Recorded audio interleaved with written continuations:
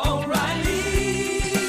You need parts? O'Reilly Auto Parts has parts. Need them fast? We've got fast. No matter what you need, we have thousands of professional parts people doing their part to make sure you have it. Product availability. Just one part that makes O'Reilly stand apart. The professional parts people. O'Reilly Auto Parts. You ever get that feeling the walls closing in, the concrete jungle suffocating you? You crave some wide open spaces, the chance to connect with nature, maybe in a spot all your own. Well, head over to land.com. They've got ranches, forests, mountains, streams, you name it. Search by acreage. You can search by location. You can search by the kind of hunting and fishing you're dreaming of. Land.com. It is where the adventure begins. There's nothing like snook hook sets at dawn or catching a tarpon in the moonlight. Find your next fishing trip made easy on fishingbooker.com and experience the magic of the Sunshine State or any other destination on your fishing bucket list. Book a blue water adventure in search of sailfish or go snapper fishing with the kids. With over 6,000 captains and trips to choose from, planning your next one just got a whole lot easier. Download the Fishing Booker app on the Google Play or App Store, or visit them online at fishingbooker.com to book your trip today.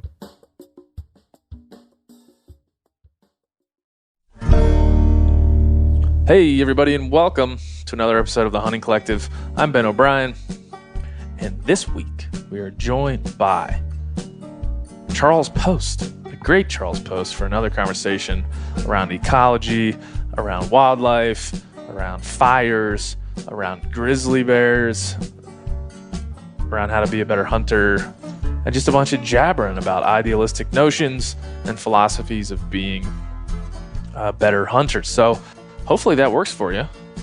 Hopefully you listened to almost 3 hours of it. It was a wonderful conversation, one of my favorites of all time, and an invigorating exchange with a very smart dude, Charles Post. So please enjoy. Charles Post. Ben O'Brien. Hey, buddy. How's it going? Oh, it's going great. It's going great. We both made it. Survived the ice roads. Yeah, ice roads, man. Yeah. Bozeman. I've been talking so nice about Bozeman lately, but now I think I'm going to go back to Texas. It's too cold. Yeah, today was pretty frosty. It was pretty frosty, but it's still not bad. In fact, my family's back in Maryland right now, and they got 8 inches of snow like 2 days ago. No way. We're behind. Can you crab in the snow? No, you can't crab in the snow. Yeah. So what do you do then?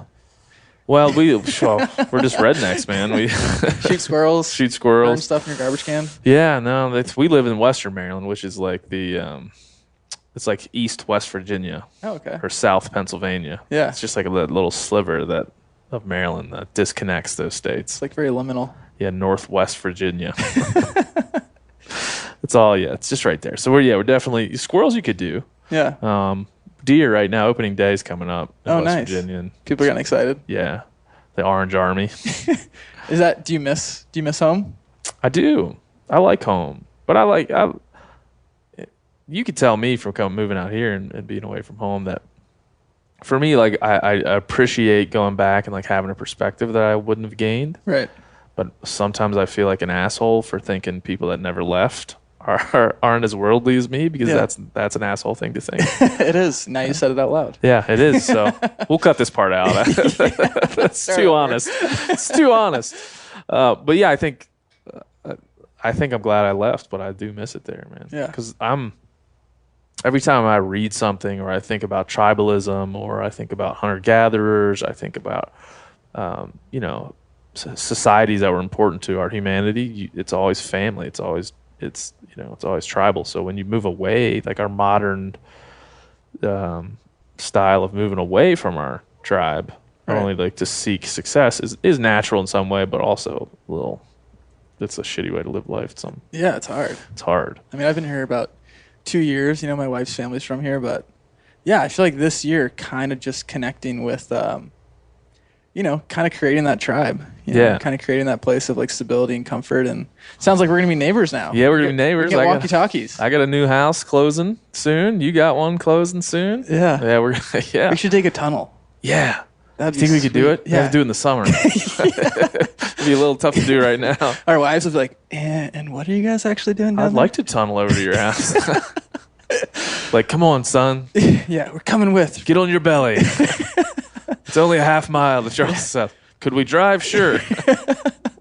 This is more fun. This is way more fun. Yeah. Be like Shawshank Redemption popping up out of the It'd be epic. sewer system.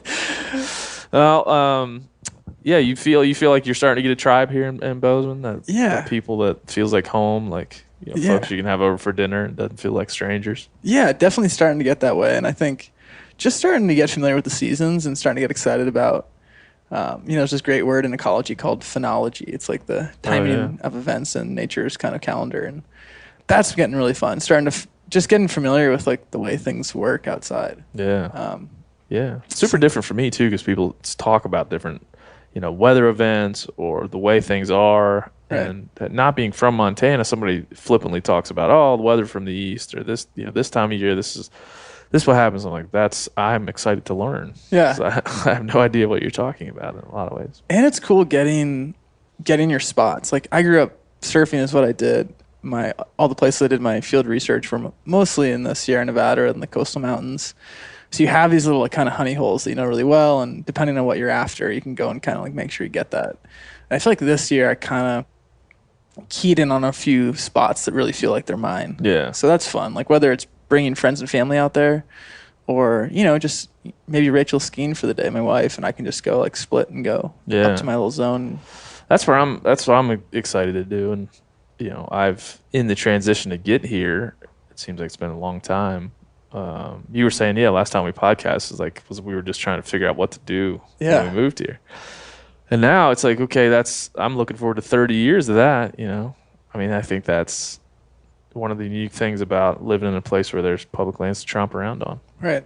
Yeah. And there's so much. I mean, people ask me if I've been to this range or this valley or that valley. And I feel like the last 2 years I've just spent poking around our valley. Yeah. And just 2 of the multiple ranges that encircle it.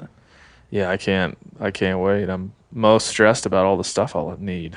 Yeah, right? I got to buy skis. Yeah. I got to get all this fly fishing equipment. I got to look really fashionable out on the water. I can't be out there fly fishing in just any clothes. I got to get like Sims waders, and I got to look the part. Yeah. I don't want to get especially out there. in Bozeman. Yeah. I don't want to be out there. I got to get like a wicker basket, right? Do people still do that? You're like, is River Runs Through It an accurate depiction of fly fishing today? That's what I should do. Just dress exactly like those guys. Cut my hair like them. Yeah. That'd be great. Well, it's funny because, I think especially, I'm not traveling as much, which has been awesome, but for so much of the last, better part of the last 2 years, like, you're reminded that you live at an epic place, getting off the plane with all these excited people with their fishing gear and their hunting gear and their cameras and their packs ready for Yellowstone. And people are like, are you going to go do this? You're like, I'm actually just going to go home and go to sleep. Yeah. And probably unpack in pretty 2 tired. days. Yeah. I told my wife that the other day. I'm like, do you realize we're going to live for the first time in our lives in a place where people come to go on vacation?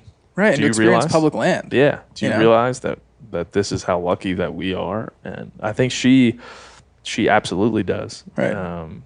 And to raise a kid here, I know you just got married, but hey, it could be on the horizon. Oh, yeah. To raise a little human, to mold a little human in a place that has this immense amount of freedom. Right. It's pretty cool. Totally. Yeah. Because that's how I would describe like the feeling. Because I've talked about that on the podcast a couple times. Like the feeling of being here. It's just when you wake up, it's just a little bit different. The knowledge that there's this large tract of freedom just waiting for you. Like that's pretty crazy. Last spring, I had a black wolf run in front of my car 10 minutes from town. Yeah. And it was kind of, I think in that moment, it kind of dawned on me because back home, we lived north of San Francisco, right on the banks of the ocean. Huge marine wilderness area, tons of life. But bald eagles were kind of rare, definitely didn't have wolves, had a few black bears. But I remember being a little kid and seeing my first bald eagle. Yeah. Which being somebody who grew up bird watching like grandma since I was real small was awesome. but it was in a Bed Bath & Beyond parking lot as I was loading shotguns on my dad's truck to go bird hunting. And I was like, man, this is amazing, but this kind of sucks. Yeah. That my first bald eagle moment. I think that might be the title of your autobiography. I saw my first bird eagle at a Bed Bath & Beyond. Bald eagle at a Bed Bath & Beyond. It'd definitely be a chapter if it wasn't the title. Probably first chapter. But now, like, my little spot ride deer hunt, the other day I had 2 bald eagles in the tree over my head. Yeah. I was like, this is normal. Yeah. And how amazing is it that there are places where you still have relatively wild ecosystems where you just get to be, right over the back fence. Really, you can't say it. You can't say it enough. And I think, folks, I had Lantani in here the other day, and we were talking around. It just came up randomly. Like, there's a term going around in some circles now called like Westies. People are calling people that live out west Westies. Like, oh, I thought Westphalia, like the van life thing. That could be too. People in the Midwest and the East like have this. I'm not sure what it is, angst around the way that that you're so proudly talk about the thing that you have. And sure. You've got all this, these awesome photos of you on top of mountains, and I think the beautiful thing about I'm not from here, you're not from here, like. We moved here for this. We have other reasons to be here, but I'd say my primary one is for what we're talking about right now. Yeah. And if you live in Iowa, or if you live where I'm from in Maryland, or if you live in North Carolina, if you live in Florida, it doesn't take long to get here. Like, come once a year. Right. Montana, Colorado, Idaho, anywhere where you can get out and do stuff like that. It's the appreciation for it should be there for everyone, because it's pretty important. Well, and I think what it does, for somebody like us or for anybody listening who, really spends time kind of appreciating nature. One of the things that we talked a lot about when I was in school, mostly a lot in graduate school really, was like talking about restoration ecology. Like, we're returning the system back to a relatively pristine state, or we're trying to improve the situation. It's hard to know where you should be headed if you don't know where you've come from. In a lot of states, East Coast colonized a long time ago, lost apex predators a long time ago, pretty human-influenced ecosystems, up to the Rocky Mountain front in a lot of places. Yeah. So it's nice to know that there are places that you can reference as benchmarks, places where you can see an ecosystem that's functioning in a relatively pristine way. And that's, I think, really informative, because you can bring that home and you can say, wow, New England would have had bald eagles and wolves and bears and moose in a lot of places. Oh, yeah. And even by the time... Listen, Iowa, you would have had elk.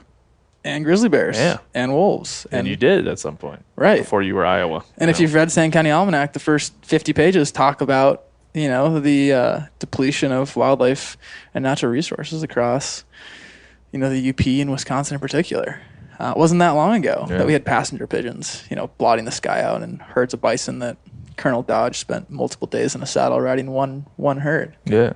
So it's cool because you come to a place like this and you're like, wow, like this is what's been lost in a lot of places. You go to Alaska, you see the salmon migration. I grew up in California. By the time I was in high school, the salmon that had migrated up my backyard creek, they disappeared. Yeah. Functionally, that population was extinct. Yeah. So it's funny though. Well, that's right. I'm sorry to interrupt you. No, you're good. I think it's funny. One thing that you're saying, really, like, we're relatively young men, you and I. But my father talks about being in the hills of Western Maryland hunting grouse and quail and pheasants. In my lifetime, I think I've seen one pheasant. Right. That was on YouTube, probably. Yeah. Beautiful bird from China, I hear. Yeah. Was like that change happened within my generation. Right. There were upland birds. That was like my dad's best pastime. It used to be small game and upland birds, and then kill a deer on opening day. And that changed within my lifetime. Now there are very few upland birds because of the way that habitat changed. Right. Well, and you see things in the news, or you see these headlines that are kind of can be quite depressing at times, especially for people like us who probably keep our finger on the pulse of the environment or the outdoors. And, one of the statistics that constantly runs through my head, for better or worse, is the reality that, the extinction rate on Earth is 100 to 1,000 times greater than it would be without humans. So for us, like, I had salmon disappear in my backyard. You grew up in a place that has changed dramatically since your dad was a young guy. I mean, that phenomena is taking place across the globe, and it's resulting in extinctions. Like, there are still quail, there are still grouse, there are still Pacific salmon. But I mean, it's hard to fathom, growing up in a place like Southeast Asia where there was a rhino that you would have grown up with, and there's no more rhinos. Yeah. Like, that's crazy. I mean, the California grizzly's extinct. I mean, and I think... Yeah, I mean, eastern elk, I mean, going further back. Right, sure. But I mean, there's these very familiar species that we'll never see again. Right. And I think those are the canaries in the coal mine, these like big charismatic things that generations have told tales of, maybe eastern elk.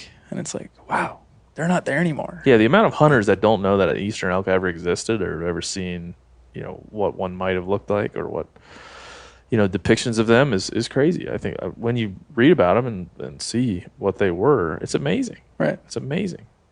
I mean, just to think, like, bison grazing from Canada to Mexico, like, insane. Insane. And you read all the trappers' journals, the old naturalist Hudson Bay journals. They did a wonderful job of documenting, prey or whatever they were able to harvest. I mean, you just can hardly imagine like what it must have been like. And I think, again, back to Montana and the public lands and the wildlife we have, it's such an important reminder for people from across the country to come out here and say, wow, like this is something we can work towards. Places that have, wild ecosystems still, places where wildlife are abundant, and communities that, we certainly have growing pains in areas that we don't necessarily see eye to eye on. But I think people generally rely on nature in a lot of ways, whether it's to grow their crops or to hunt or harvest or just to find an escape. Yeah, I think that's one of the things that perplexes me most about, and I think what I've gained from you in our time talking on record and off record is just that hunters can be, agents of healthy ecosystems. Like, and that ends up being, at the end of the day, if we're really about what we say we're about, which I'm not really sure we are. Like, in a lot of ways, hunters are virtuous. In a lot of ways, they're not. Modern hunters, at least, and probably all hunters through history, I would say. Right. But what it's helped me to understand is like the most virtuous thing to be about as a hunter is a healthy ecosystem. Like, meat will happen, conservation will get funded. Those things they're happening. Right. They're byproducts. There's nothing I'm going to say and do to change the fact that I have to pay a duck stamp or I have to pay a license fee. And it feels, I used to want to celebrate that. Like, we can look at all the money I give you. Right. But I have no choice. Right. I have no choice. I'm either a poacher or I pay. Right. And so, but I do have a choice to whether to be an agent for a healthy ecosystem or not. Right. Like, that's my choice, because I can be out there to and understand the natural world, or I can be out there just to fill my tag and pay my dues. Right. And you can there are so many opportunities to do more. We don't have community groups on road maintenance necessarily or bridge maintenance. Even if you wanted to start a club, you probably couldn't go and fix a pothole legally. Yeah. But, along that same line, paying, and we've talked about this before, paying your involuntary tax is just like putting money in the pot for roads or schools, which is an amazing thing about the American system that we were a part of. But we also are blessed that we have all these opportunities to be more involved and be that agent of change and contribute, not only to carry ourselves in a certain way when we're out hunting or engaging with non-hunters or people in our community, but there's also a million opportunities to participate. And whether that's being involved in trail maintenance, picking up trash as you go, leading by example, being a part of a Christmas bird count, or being a part of a stream restoration project. I think you and I have saved many indigo buntings. That's right. That was the bird out the window. A hashtag. There's a few of them out there. Yeah. I feel like the indigo people will say, oh my God, an indigo bunting. Yeah. I feel like that's happened. Well, next year we should do a live podcast at the Bozeman Raptor Fest. Yeah, I heard. So Lyle Hilbel from Stone Glacier, we had lunch the other day, and he had a bunch of scraps from a deer he had killed in the back. He's like, I'm taking these over to the Raptor. Right, the Raptor Center. Raptor Center. I'm like, what are you talking about? Yeah. Velociraptors? That was my first thought. Because I have a child. It was in a T-shirt. I have a child's mind. So I was like, Velociraptors? Yeah. Put your crayons down. Yeah. Yes. And I was like, wait, that's awesome, dude. Yeah. You know, so a lot of hunters have started taking their scraps rather than chucking them out for coyotes or whatever and taking them over to the Raptor Center. Like, great. Right. That's just another thing. But I think, you know, you and I probably repeat ourselves on that point a lot around, you know, you're paying your tax to go hunt. You know, I don't go stand by the bridge when they're finished the new construction and be like, I did, woo! You're welcome. I don't do that because I could. We could all get together and be like, we did it. Yeah. Look at this bridge. Every Sunday. But hunters do that all the time. Right. You know, we did it. But you didn't really do it because you don't have a choice. Right. It is okay to celebrate the history that this happened, but celebrating the money that you're paying is not. It's not enough. It's just not enough. And do more. And I love the deer scrap. That's great. Mentioned because I've done some work with Bozeman Raptor Center, and they're awesome. They're just outside of town. Yeah, tell me all about that. I'm very ignorant to what they do. Yeah, so they're a rehabilitation center. They're also an education center. They do a lot of like outreach as well. So a typical situation is, an owl got hit by a car. Somebody picks it up, either calls and they'll come and retrieve it, or you bring it out there, and they have just an incredible staff of people that will, with the skills and the knowledge and resources to try to bring some of these birds back to life. A common thing, which we don't have to get into because it's a hunting issue topic, but lead poisoning is a big deal for a lot of. Let's get into that. A lot of migratory, eagles especially. So the times that I've gone over there and shot some photos for them and helped them kind of, it's of interest, but it's nice to be able to, support groups like that. And I've shot photos of these birds that have been picked up by hunters. Actually, the bald eagle story that I did last year for them, there were 2 hunters somewhere in eastern Montana, I want to say, who, bald eagles are big birds. Yeah. Golden eagles are even bigger. You see them in the groups. Like I've been to a lot, Prince of Wales, and there's like 17 bald eagles ripping apart a, black-tailed deer, and you're like, whoa. They'll take your groceries from the cart. Oh, yeah. Yeah. But, so these 2 hunters in this one circumstance were out rifle hunting and found this bald eagle that was obviously super sick. And these guys were super brave and probably lucky, but they went over and literally picked it up with a towel, put it in their truck, drove it a few hours to the Raptor Center, and it had incredibly high levels of lead. So basically what happens from a physiology perspective is you have these birds. I've done a little research, learned from them, and oftentimes they're migratory birds. So you have your resident eagles and you have migratory eagles. The resident eagles have a diet. Like you and I are home and we have certain things we eat. But if we're traveling at the airport or we're going to a new city, we're going to be a little bit more opportunistic. Mm-hmm. So that's the same program with these migratory birds. They're coming through Bozeman, Montana. They've never been here. They see a pile of guts, and they're like, oh, that's food. I got to put calories on, and I need to go eat that. Yep. Whereas a local bird might be like, I love fish. I know my spot to go kill a rabbit. They might fly over that dead deer to get to their spot where they know there's fish. Totally, and they just have their preference. So oftentimes, these migratory birds are more predisposed to this lead poisoning. So what happens is the way these birds' bodies work is they're sitting there. You've probably seen an eagle or a vulture or even a raccoon. A lot of these animals are like, I got to get as much down my throat as possible because I don't know when my next meal is coming, and I don't know if some bigger bird or bear is going to kick me off this. So their bodies are basically ingesting rapidly, and then they have these digestive systems that are just like burning through the food. So they're metabolizing not only the meat at a rapid pace, but that lead. So instead of drinking like 6 beers over 6 hours, they're chugging 6 beers at one time, and it just punches them. So they get really sick, and a lot of birds will die from that lead poisoning. So the Raptor Center, they will stabilize the bird. I'm sure there's a lot of other things I don't know that they do, but basically getting it back on its feet. And a lot of birds do die, but in this case, we were able to let that bird go. So what makes a bird like that migratory as opposed to resident? I know with salmonids, it's more of a fitness thing.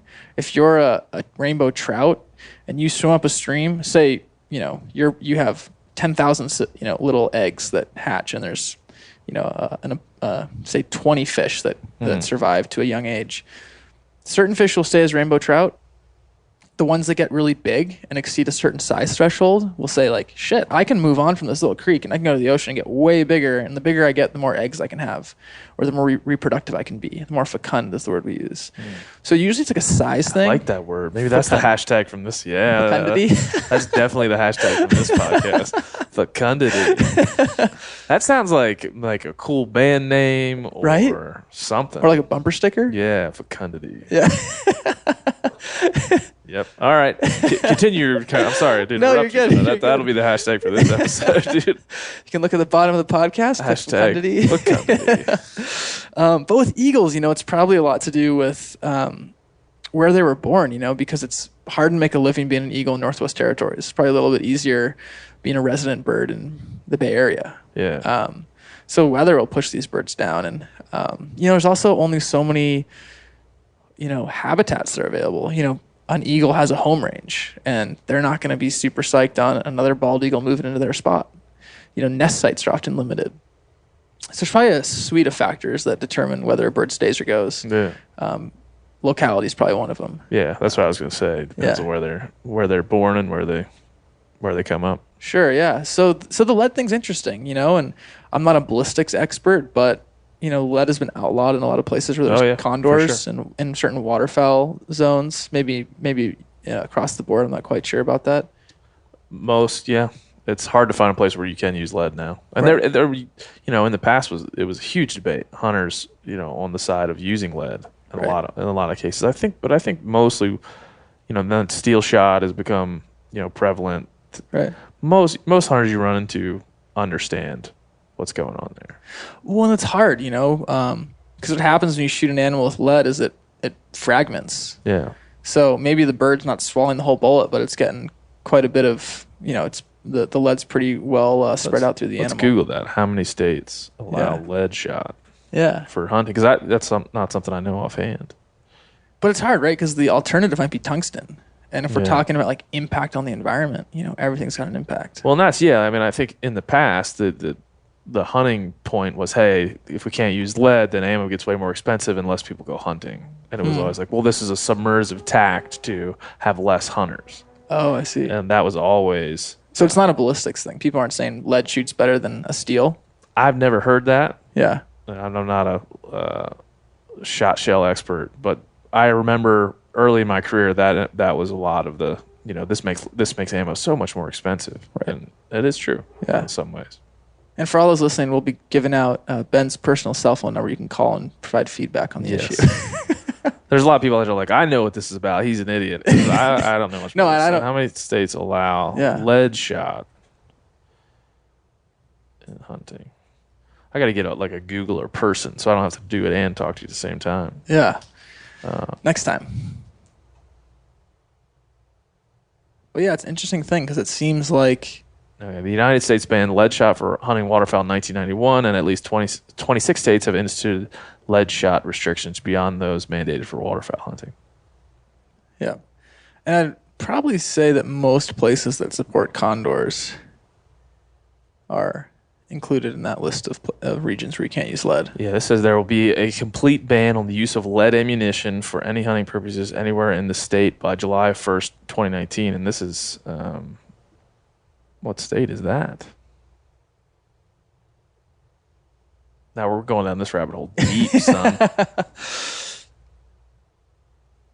Ammunition other than lead required for waterfowl and when hunting with a shotgun on wildlife refuges and wildlife production areas. So there's a leadfreehunting.com if you want to get all the state-by-state rundown. Leadfreehunting.com has every single state. And most of them require non-toxic ammunition. Yeah, it's just, we talk about stewardship. We talk about, being that better hunter, kind of going above and beyond in it. We're obviously revealing we're not the experts in the topic, but it does seem that, avoiding lead, if possible, is one way that we can, reduce our impact in terms of some of these wildlife that kind of get caught up. Yeah, and it's something like that. This, now it's it's understood that lead shot has negative effects on birds. That's an understood thing. And if I'm just scrolling down and reading through this, really what I'm picking up is, if I were to read Kentucky, non-toxic ammunition required for doves in 13 wildlife management refuges. Louisiana, non-toxic ammunition required for doves at certain wildlife management areas. There's just a bunch of different rules and regulations on it, but it's generally accepted. And one of the things that's cool about this topic, I'm glad you brought it up, is that, I just made this film called Sky Migrations. It's a film about raptors migrating across 2 hemispheres in some cases, and you can check it out on Vimeo. But the kind of the thesis of that film was that a lot of these birds of prey require at least 2 hemispheres worth of stewardship to be sustained. There was a famous study that I referenced in the film where Swainson's hawks, this bird of prey that can migrate from BC all the way to the grasslands of Argentina, was dying off in these huge spates. And what researchers found was that if you are poisoning crickets in Argentina, you're going to impact a bird that would over summer or reproduce in the forests of BC. So these are continental wide issues. So the way that we choose to treat or steward or care for our ecosystems and wildlife has these repercussive kind of impacts that go far beyond the region or the counties that we call home. Yeah. I'm sorry, I'm just reading all. No. We're going to take a short break. We'll take a short break. I could get educated on this very important subject. We'll go back to it. No, these are good. Like, we were talking about why podcasts are cool prior to this. Like, this is one of the cool things because I guarantee, maybe you will too, as soon as this is over, I'm going to dive deep into the rabbit hole of lead ammunition. You're going to be FaceTiming me like 2 a.m. like, Charles. Dude. Guess what I found? Let's start an association. I already got T-shirts made. Yeah, it's gonna be great. But yeah, I think it's there are some things in the hunting community that as a part of the community, I find that we're have been traditionally pretty rigid, and there's been a lot of things over the years that we push back on with initial, hey, listen, let's maybe not do this. Let's maybe not do that. Let's maybe change our ways there. And the rigidity of the community has always been, hey, this is our right. This is a tradition.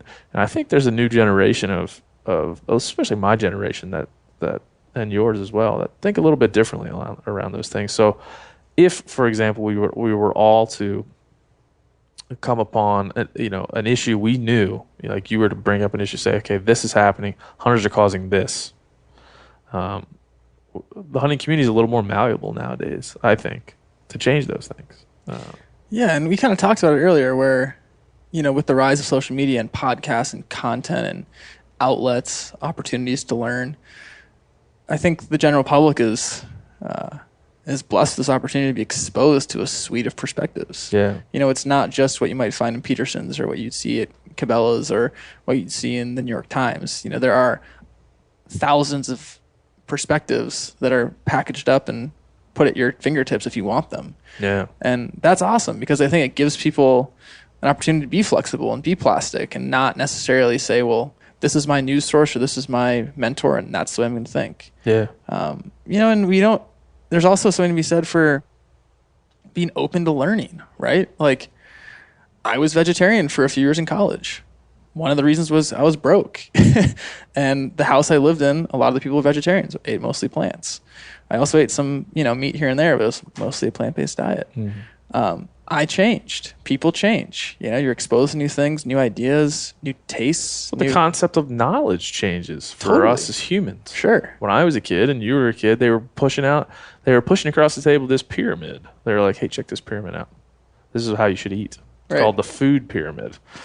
I'm like, interesting. Yeah. Like, I don't see Cinnamon Toast Crunch on there. Yes. But now, I mean, there's many, many, many people, that are experts in those fields that look at that and shake their heads. Right. Like, you should invert that pyramid, some people will tell you. But the one thing about, I found about the human diet and really listening to a lot of podcasts. Rogan does a great job. Joe Rogan does a great job of having a bunch of varying perspectives on. Is that it's a fairly personal thing of what works for you, but the knowledge you can have about calorie intake and heart health. I mean, there are a lot of different really smart people that disagree on those important issues. Right, and everybody's ecosystem, personal ecosystem, as we know, we have millions and millions of flora that live in our guts. Yeah. Those are all different. My wife, she has had some health issues, not major fortunately, but some things that bother her, and she just got some body work done, some tests back, and they're like, you're allergic to these 6 things, and she cut them out of her diet and she feels great. And that's not I have some ideological issue with this plant or this type of food. Yeah. This is just straight up, I feel like shit when I eat it, and I'm not going to eat it anymore. Yeah. I mean, my doctor recently told me all gluten. He was like, everything you should eat should have gluten in it. 100% gluten diet. I was like, well, that's odd. But I'm just kidding. You're like, I love nachos. Does that count? What? Everything gluten? That would maybe a T-shirt. Everything gluten. But yeah, no, I think that all those things are true, and it's hard to navigate this world with the amount of information that would be required to do it right. Right. To really be, even if the topic of this podcast happens to be hunting, even to be holistically pure in your hunting pursuits it's impossible, I believe, because things are changing so rapidly. But it takes work. Right. It takes a lot of work. It takes physical work, emotional work, dedication to skills, acquiring of new ones, and refining the ones that you have. Like it's just a lot of work. And just like the mental game. Yeah. I mean, we have conversations about things that pop up in environmental news or wildlife management. Speaking for us both, I know we'll spend hours trying to understand the issue. There's some stuff that I even like. One thing I'm sure you could say this too, that I like about being a writer is it gives me time, like gives me the excuse to like really dive into subjects. And sometimes I'll finish an article, whether it's long, short, it doesn't really matter. I'll get done the article and people will enjoy it. And by the time it's a day old, I want to write a new one. Right. Because you've learned something or seen it. Yeah, it opens up a new pathway to knowledge, and you go down that path, and now you're like, oh, now I found this and this and this. And I think that's just how it works. It has to be. And I think it speaks to this truth that nobody's perfect, and growth is all about evolving and changing and totally being cool with the fact that at one point you had no idea what you were talking about, or weren't skilled, or weren't experienced. Yeah, and I'm not. In the hunting space too, and especially in the hunting media space, for a long time, and even probably now, like you weren't allowed to be popular or influential unless you were an expert, and unless you put yourself out there as I'm an expert, right? And that was important because people need to hear from people that are experts in the actual act of going hunting. Right. Because you need that. I mean, you need not, there's no way to gather all the knowledge for archery without somebody like John Dudley telling you how to tune your bow and how to shoot it and how to take care of it and how to hone your skills. I think I watched this video yesterday. Yeah. Seriously. I'm in the knock on nation, man. Yeah. Because I really do want to get better at that specifically, but we should hold up guys like that, right? Sure.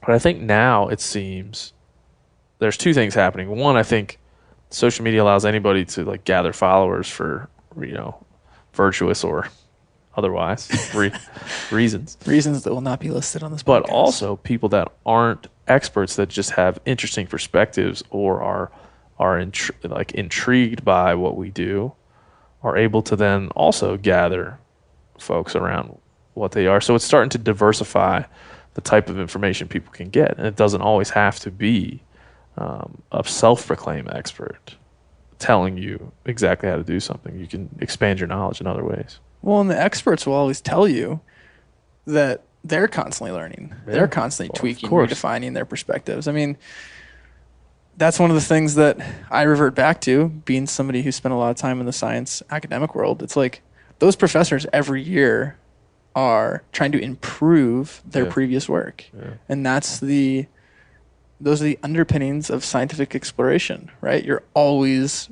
improving, and you realize that you put something out in the world as quote unquote truth.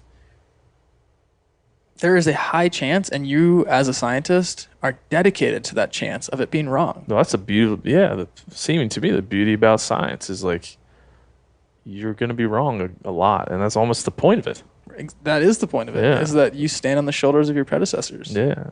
Scientific discovery is this game of who's wrong next. Totally. And to what degree? Yeah, to what degree? How wrong are you? Right. And I think when we talk about wildlife management, I think it's important to remind people that when a wildlife professional says something about an ecosystem or a population of animals, they are doing their best job, presumably, to interpret something that has identifiable unknowns and has probabilities that they can't control and drivers they can't control and things that they're predicting.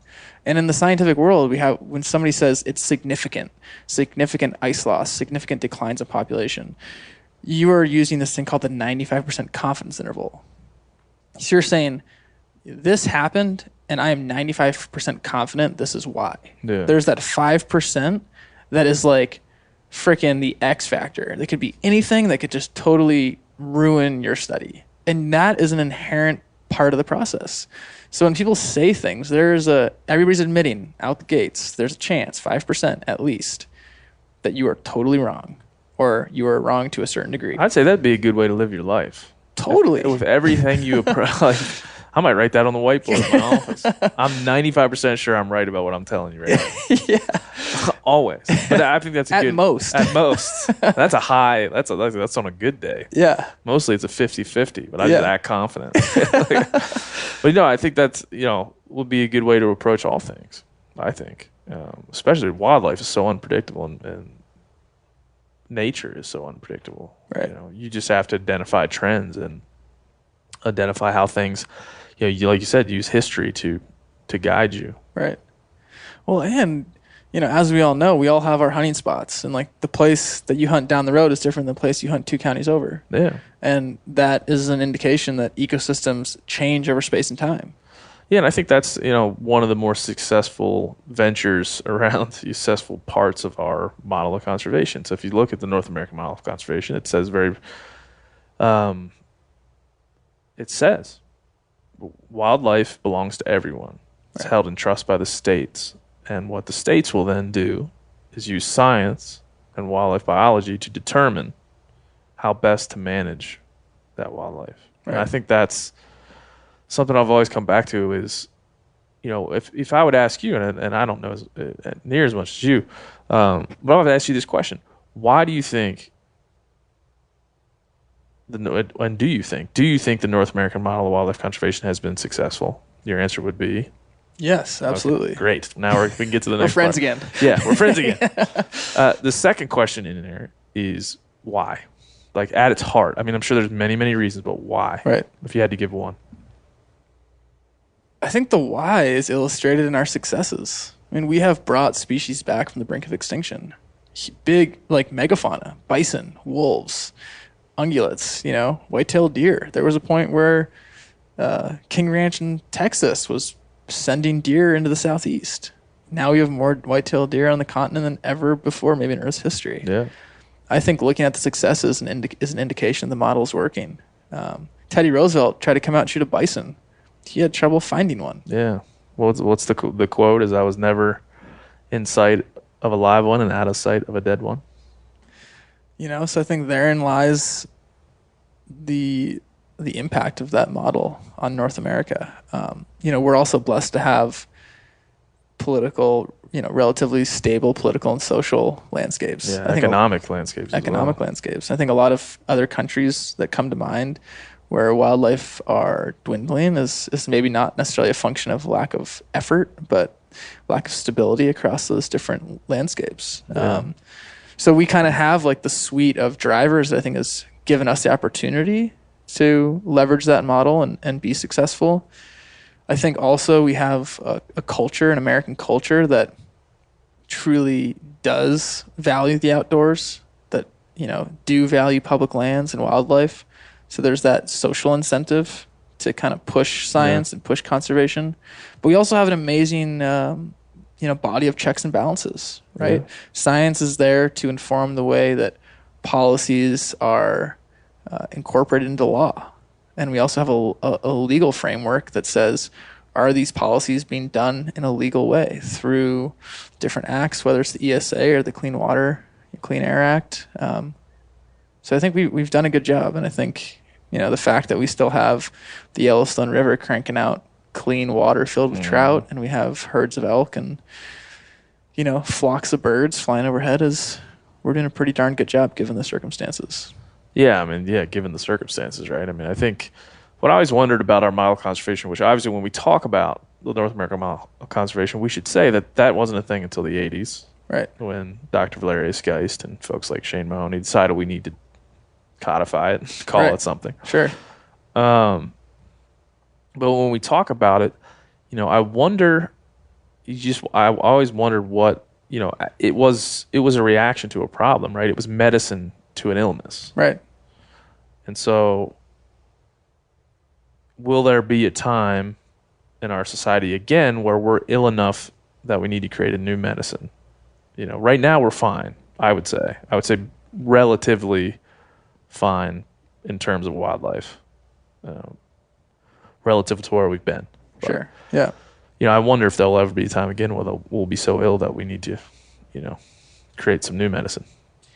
I think so. The ESA came about in 1973. That wasn't that long ago. Yeah. Those are that's our parents' era. Yeah. At that point, a lot of species were pretty much close to gone.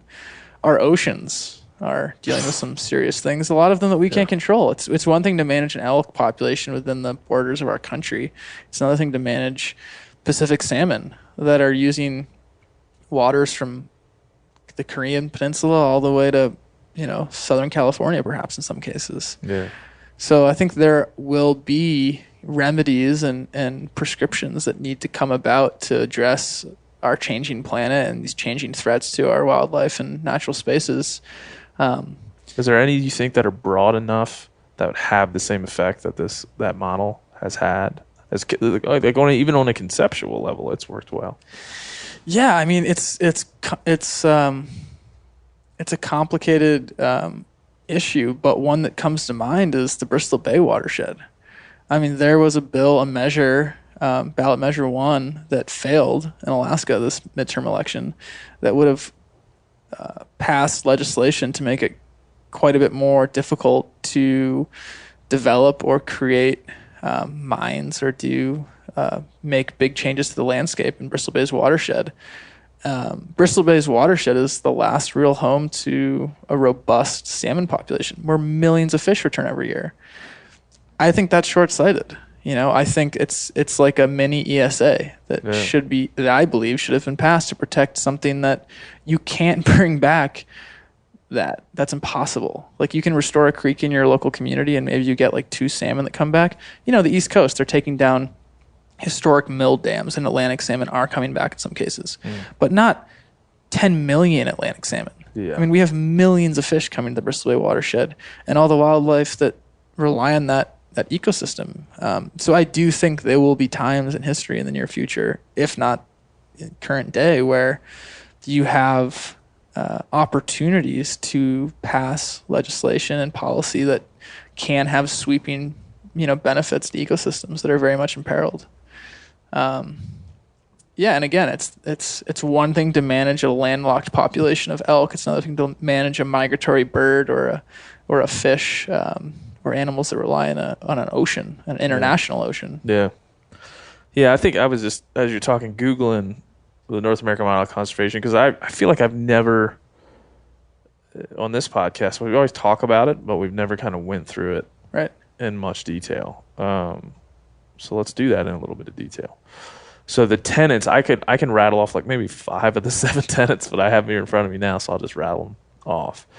This is the core principles of this model, of our model of conservation are are built around some tenets, and there's 7 of them, and I'll just read them to you.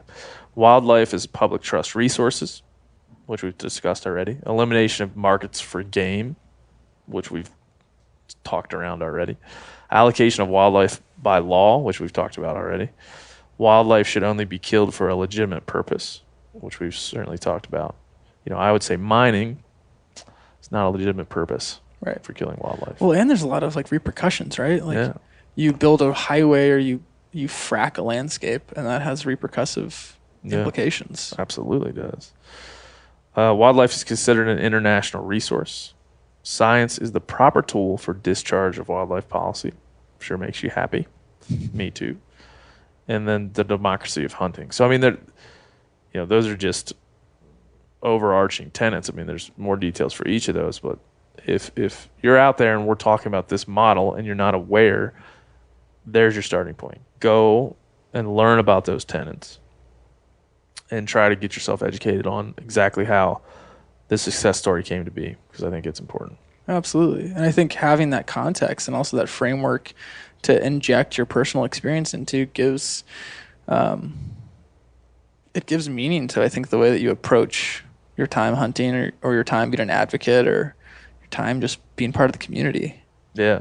Yeah. And then it informs things like the ESA and some of the legislation you'll see on ballots, if you have an understanding of what makes a successful. And again, folks that are vote on these complex value system based decisions. But I think having a general, as you're voting on something like that, Connecticut's Amendment 2 or the amendment for Bristol Bay in Alaska is if those things come up on midterm elections or whenever they come up, having a general idea of the framework of our model of conservation even a general idea, even if it's not as nuanced as yours, even a general idea can help you test, put that 7 tenets to test when you see something on a ballot.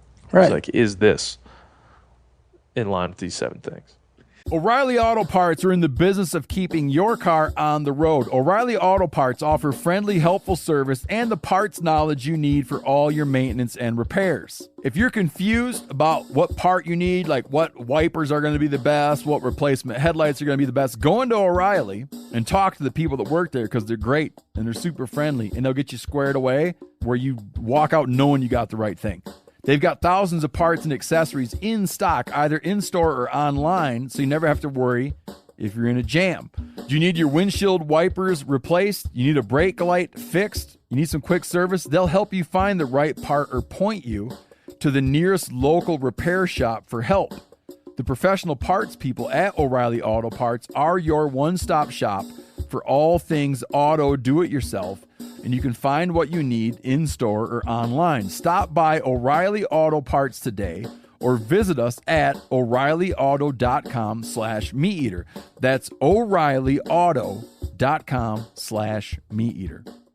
You ever get that feeling you're stuck inside staring at screens and a primal urge kicks in? You crave wide open spaces, fresh air, the chance to connect with the land. Well, maybe it's time to find your own piece of the wild, but searching for property can be a maze. That's where Land.com comes in. They got millions of listings across the country, from mountain ranches to hidden fishing holes.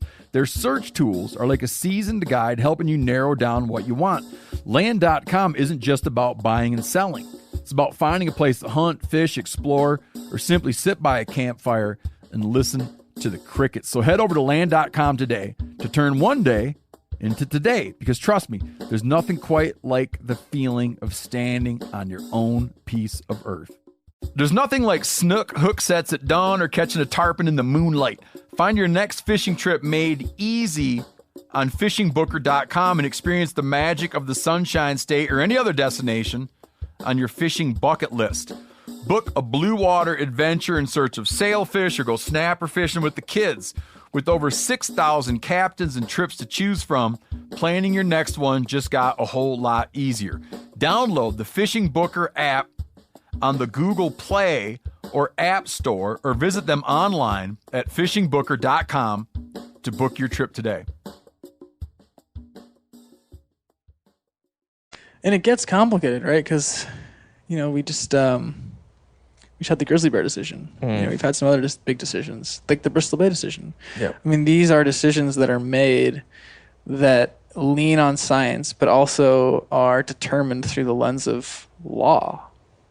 And law by nature is interpreted, right? Our Constitution is pretty darn vague, but our country works, our world as Americans functions through the interpretation of that law. So that's good and bad for the people who disagree with it in whatever case we can think of. Sure.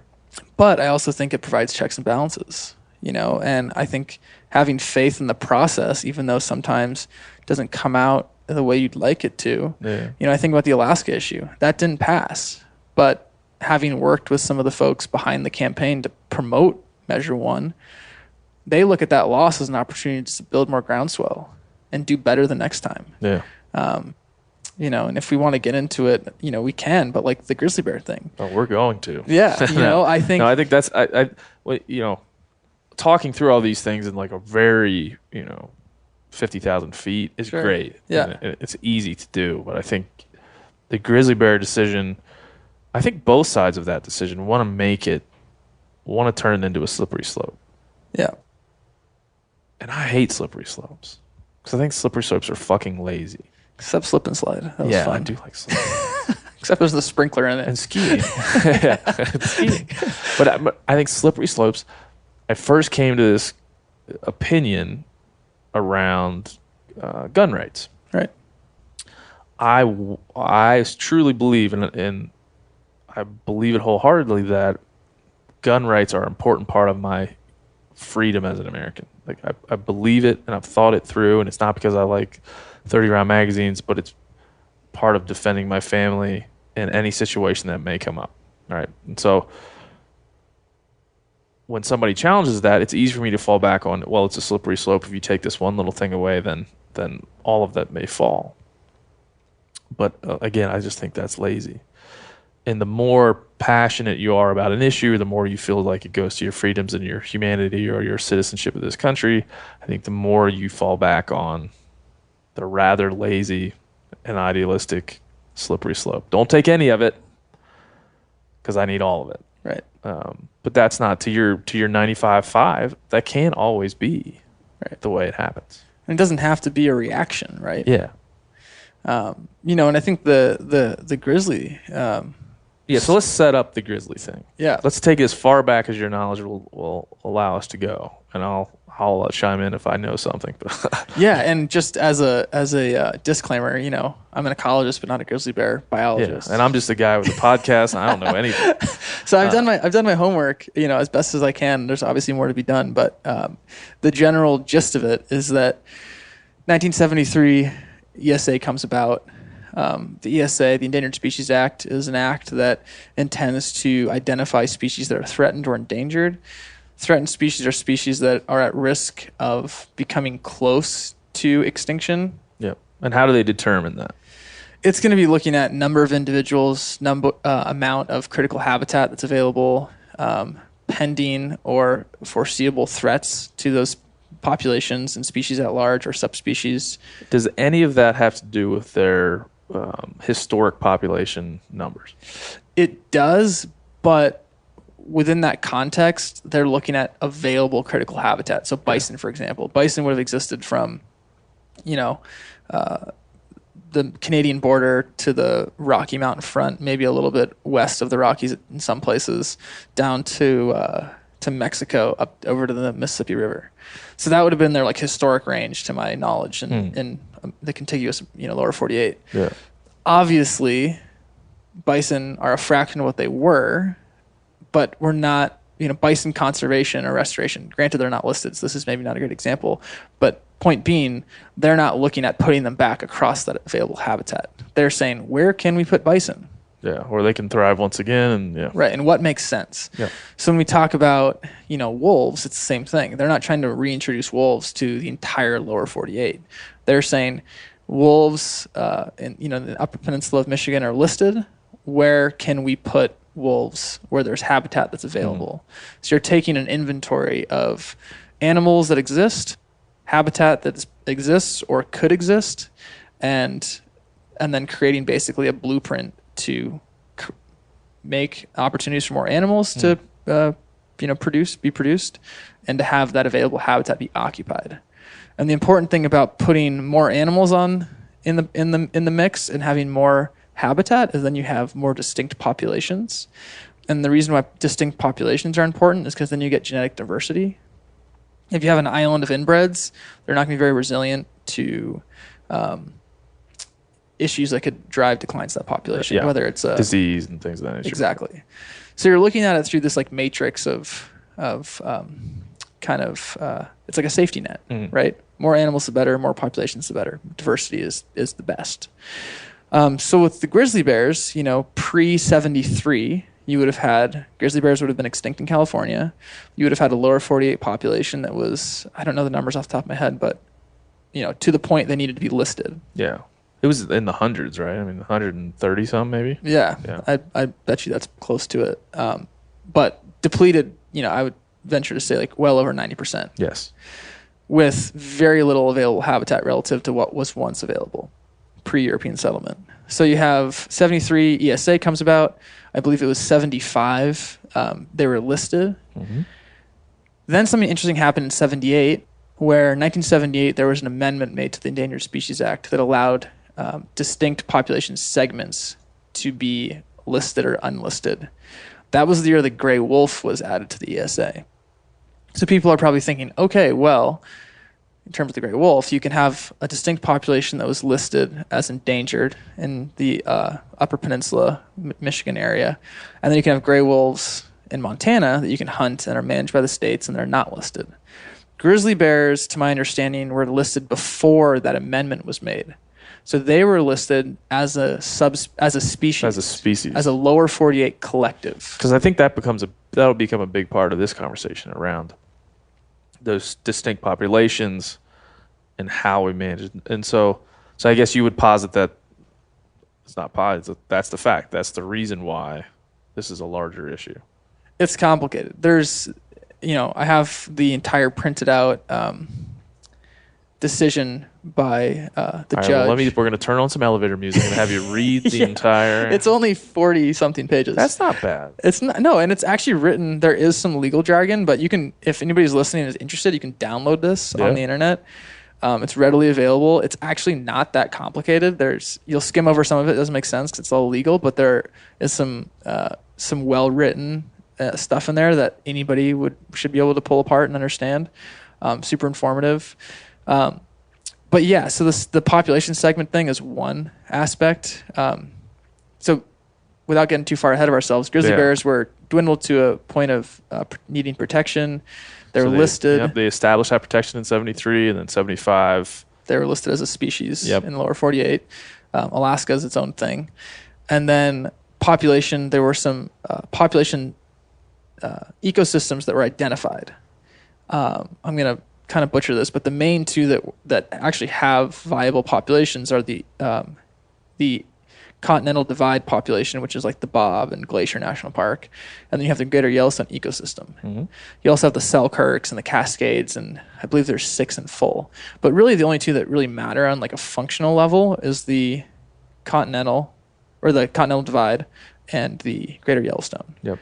Because between those two populations, conservatively, there's maybe close to 2,000 bears. Those other 4 ecosystems have handfuls. Yeah. So they're functionally from like from a species preservation standpoint are valuable, but not being considered, to a certain degree. Because really, this determination, this court case, was around the delisting of the Greater Yellowstone population. Yep. So we get to this point where grizzly bears are relegated to Glacier and the Bob and Yellowstone. And the states, working in conjunction with the federal agencies, say, we're going to put together a recovery plan with an interagency group of federal, state, local biologists and constituents, and we're going to try to get these bears back to a place of stability. the Bob population and the glacier population. We're talking the Bob Marshall. Bob Marshall, yeah. Sorry. I know what the Bob is. Yeah. The Bob Marshall. The Bob Evans? I know that guy. So yeah, the Bob Marshall is just a little south of Glacier National Park. It's this kind of big swath of pretty wild landscapes. Yes. So it's known for its remoteness. Yes. And so the Greater Yellowstone population gets to a point where the U.S. Fish and Wildlife and the states, Idaho, Wyoming, and Montana in this case, say, we've gotten this population a pretty healthy number. We're looking at conservatively 700 bears. And this is 2007? I think it happened twice. It was like 2007, I want to say 2013. There were efforts to delist. Yep. And those efforts were stifled, I guess is the word you could say. Not stifled. That's a good way. Or rejected. Rejected. Yeah. Rejected on various grounds. One of the grounds that comes to mind that's kind of interesting is the judge saying, well, wait a second. A lot of grizzly bears in the Greater Yellowstone rely on white bark pine Yep. nuts. I remember that being the first. Yep. So what's happening on planet Earth is we're having, in northern hemisphere ecosystems, we're having warmer winters. We're having drought in a lot of places, especially in the Intermountain West, in California for that matter. That those dry winters, warm winters, and droughts are causing these pines to die. One of the reasons is because you have a pine beetle that used to be kept in check by cold winters, sub-zero, that would keep those pine beetles from proliferating. But now, with these warm winters, these pine beetle infestations are killing millions and millions of trees. This happens in other populations too. I know, like moose up north in Minnesota have been. They'll posit that there have been ticks that are alive longer because it's warmer into the summertime. Sure. So read about that a lot. Right. If you really look. Yeah. So these warmer winters are a big deal, and that was something that the judge used to halt the delisting. Then in time, more research was done. It was presented, and that was one of the things that was presented before this court case, the most current one. And what the judge and the professionals that were involved in the delisting or the regulatory process determined was, yes, white bark pines are declining throughout their range. And we'll talk about the California fires too. That's a big thing there. Yeah. But on the topic of grizzly bears, that is true. But we also have found through more thorough research that these grizzly bears are very flexible. And in biology, we call it plastic. They're omnivorous. They can eat anything from a nut to a dead moose to a berry to grass to a fish. That's one of the great things about grizzly bears. So what's happening is the biologist said, okay, well, they're doing well. They've just adapted. So that was kind of checked as addressed. We're moving on. In this most recent hearing, what the two main things. So let's set up some of the history to this, and folks that are hopefully listening to this have some background on this, but there's essentially two sides, right? There are animal rights activists on one, and on the other side there are, tell me if I'm wrong, hunters and state game officials from Wyoming on the other. Yeah. Is that about right? Yeah, and Idaho probably to a certain degree. Idaho to a certain degree. Yeah, Montana opted to not partake in the... Yep, they went on a zero tag basis, and I think Idaho had, what, 2? 1. Or 1. Yeah, to my understanding, and Wyoming had 22. Yep.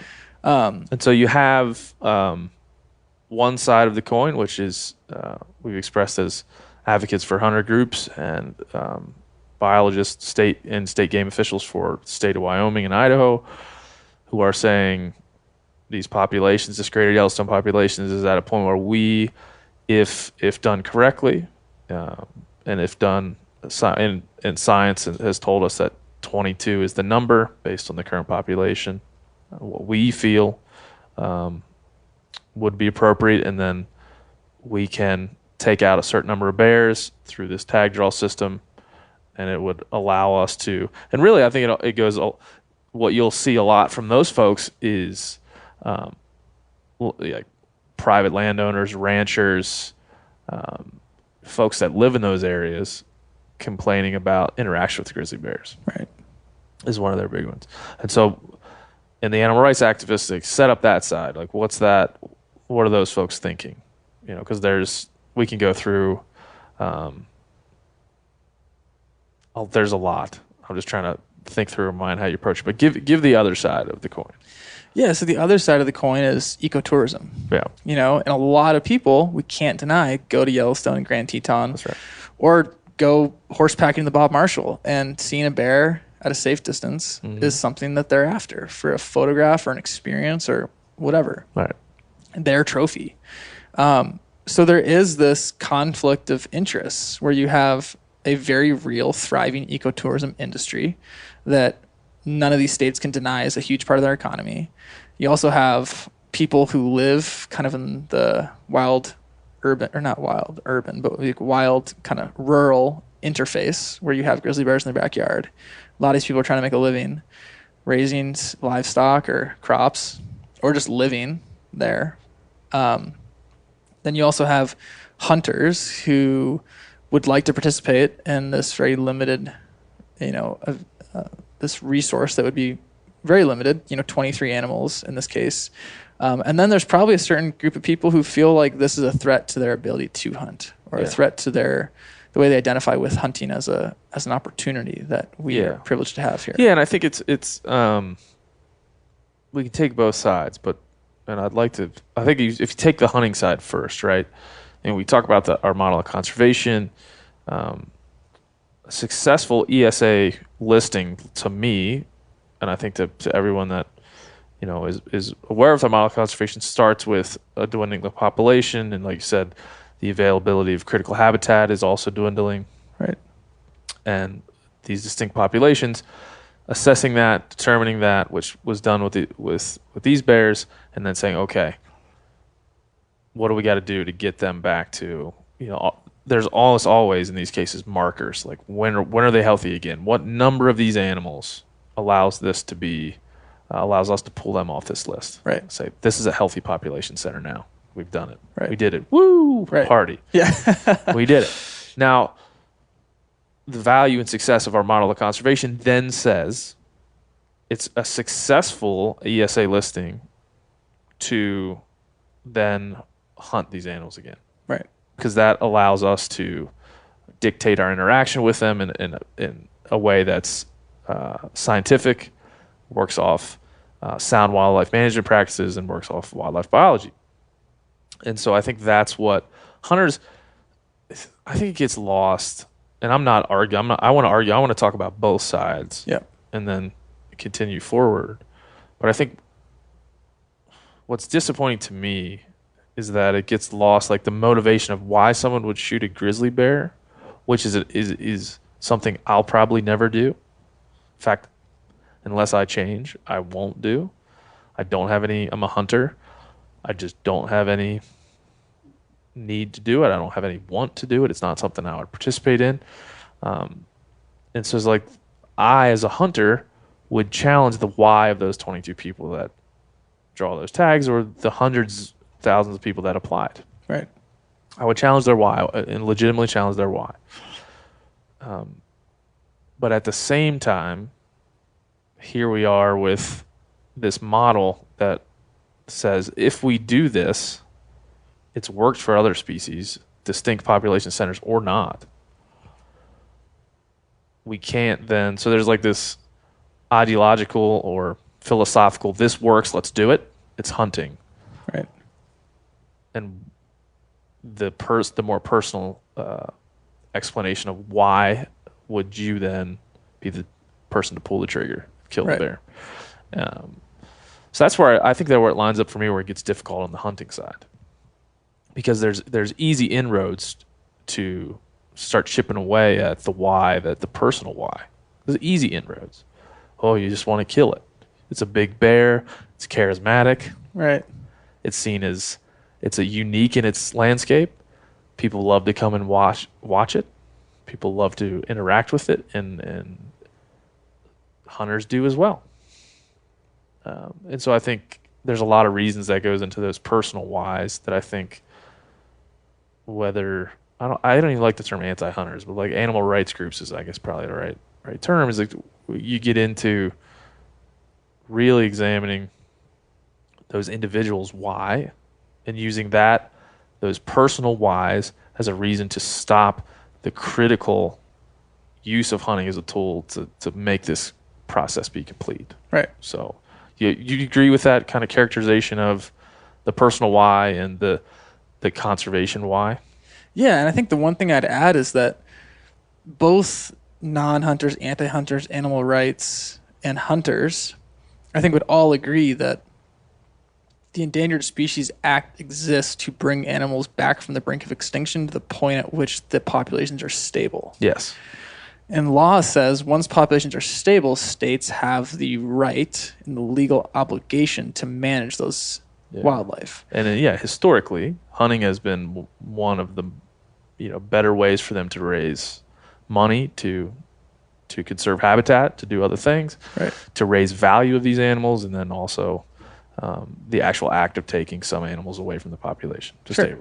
Right. And for everybody listening, I know a lot of people listening hunt, but for those who don't hunt, there are wildlife biologists and agencies doing their best job of saying, okay, well, if you have bears across this known area, we should hunt this many in this part of the area and this many in this part of the area. It's not this free-for-all. There are quite a few checks and balances. Yeah. And that's why I thought it was interesting, to read those tenets of our model of conservation before we get into this, because, it's like, well, okay, how were elk successful? How is the mallard duck successful? Like, there's a system. There's our American system of conservation funding, and then there's North American model of wildlife conservation. Those two things interact in such a way that those animals were given value, and those populations, distinct population centers in their species entireties, were allowed to then be forwarded, and they've done well, right? Right. And I don't think anybody.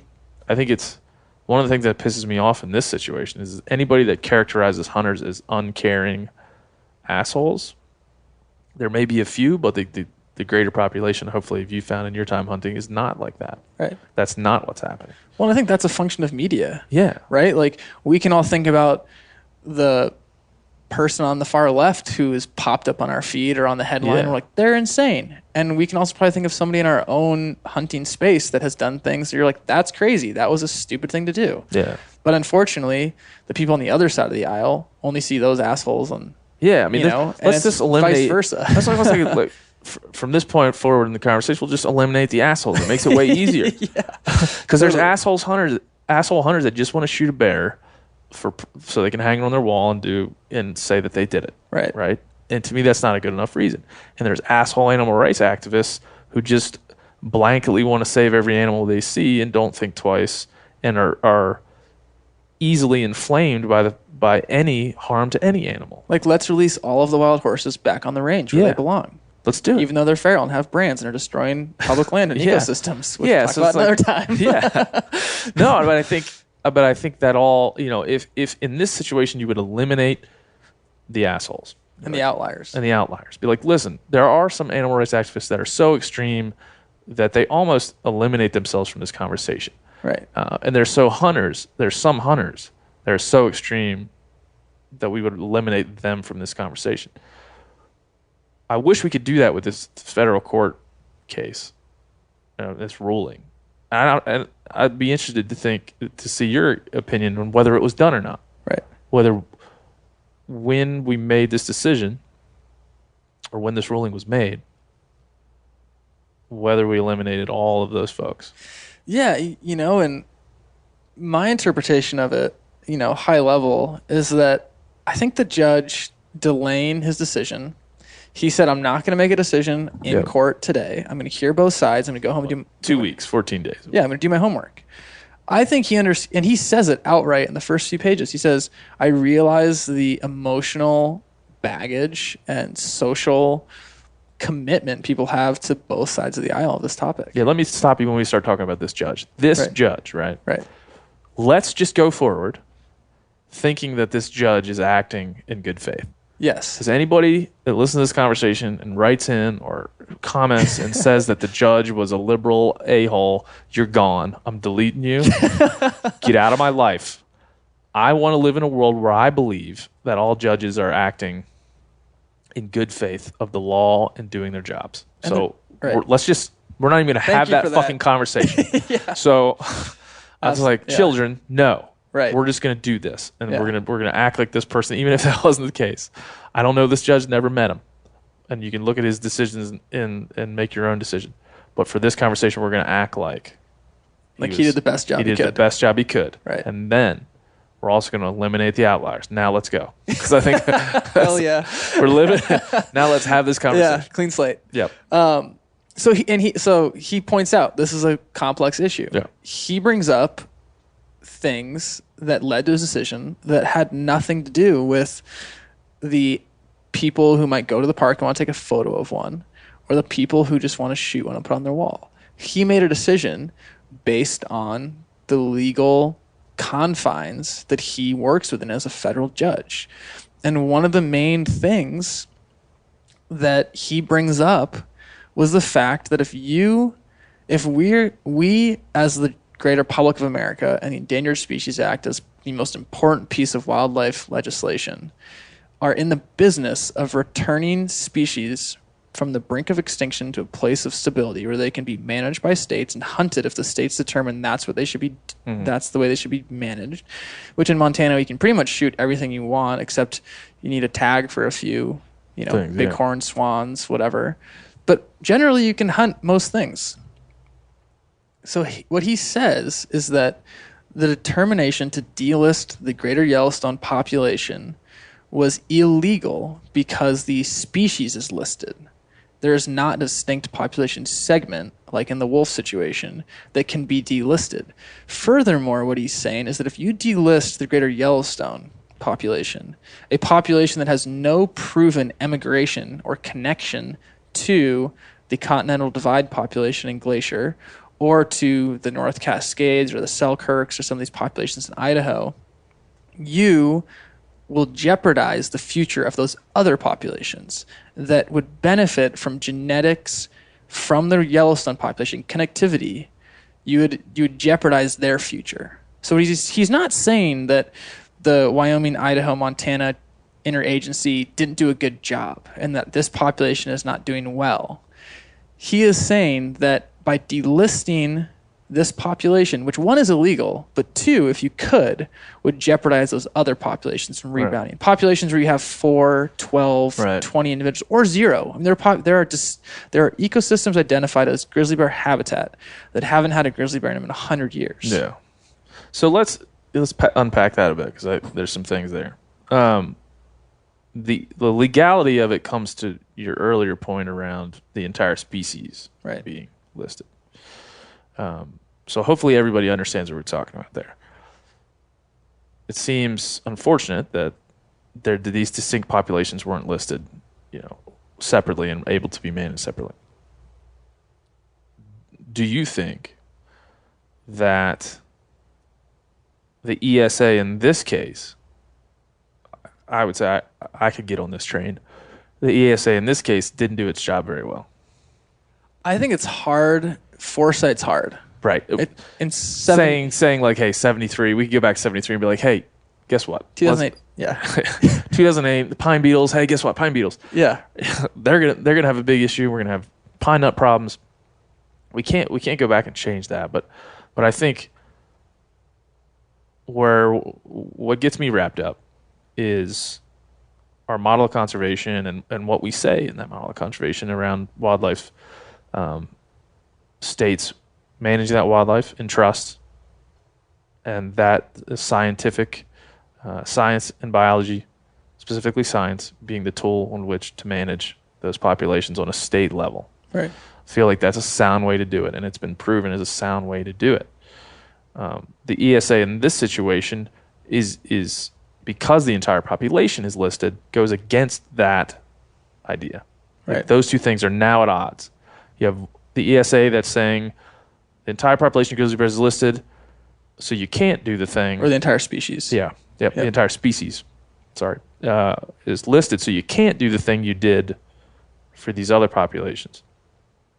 Is that accurate in your mind? Like those two things are up against each other? I think from a conceptual level, I see the maybe the disconnect or the inefficiencies. Yeah. But from a biology level, the gray wolf and the bald eagle are inherently different than a grizzly bear. Sure. A grizzly bear that's reproducing at age 6, an adult female might not replace herself in the population until maybe 9 years have passed.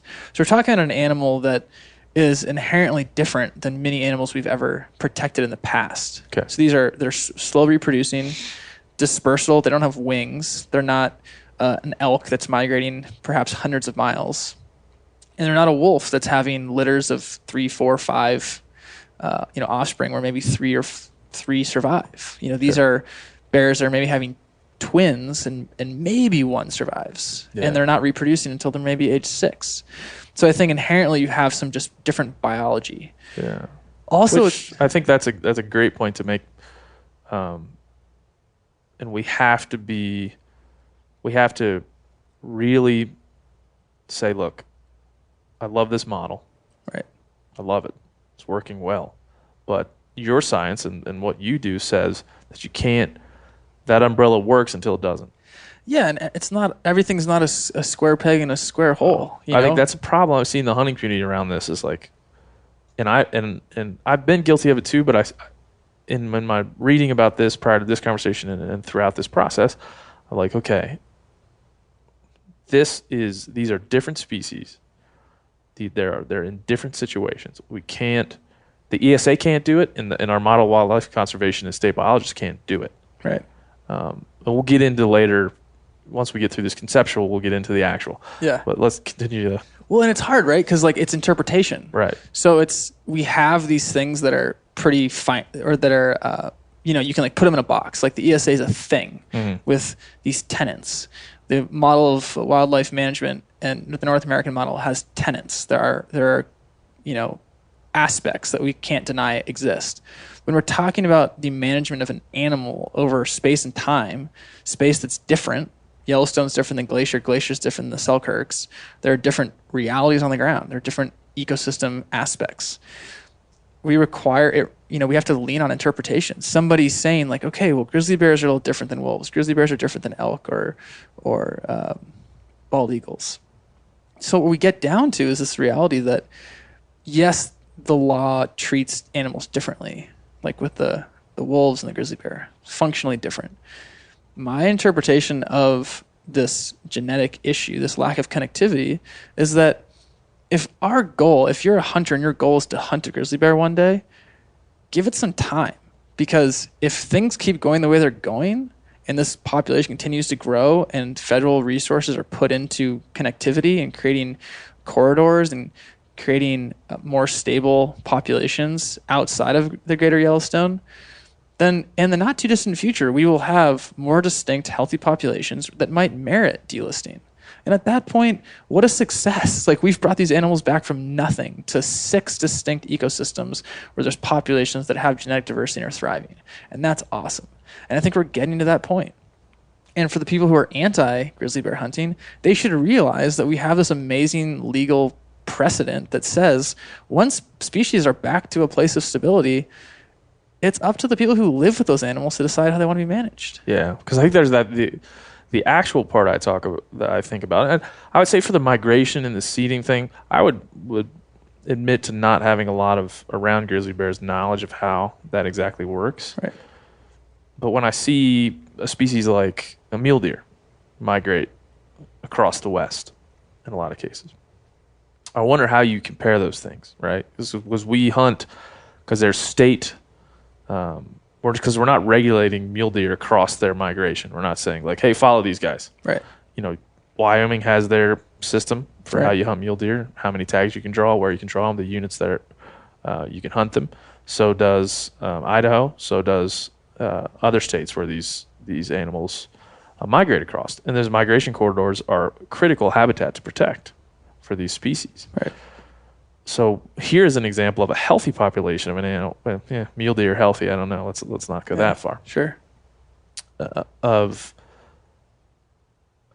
Would you consider those migratory mule deer to be seeding populations in other places?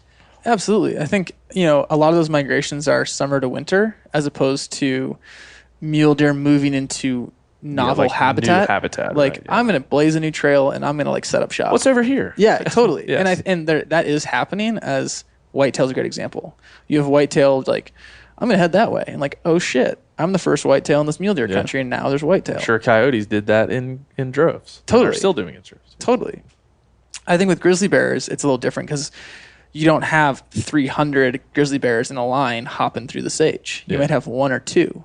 And along the way, those grizzly bears might be young males who have no manners. And they're like, well, shit, there's a cow. There's a chicken. There's a sheep. I'm going to go rip its head off because I'm a bear. Yeah. And I'm a fucking bear. And I'm a teenager and I don't know what the hell I'm doing. And then that causes conflict. Yeah. And that bear gets shot. And the fact of the matter is, there were 23 bears slated to be hunted.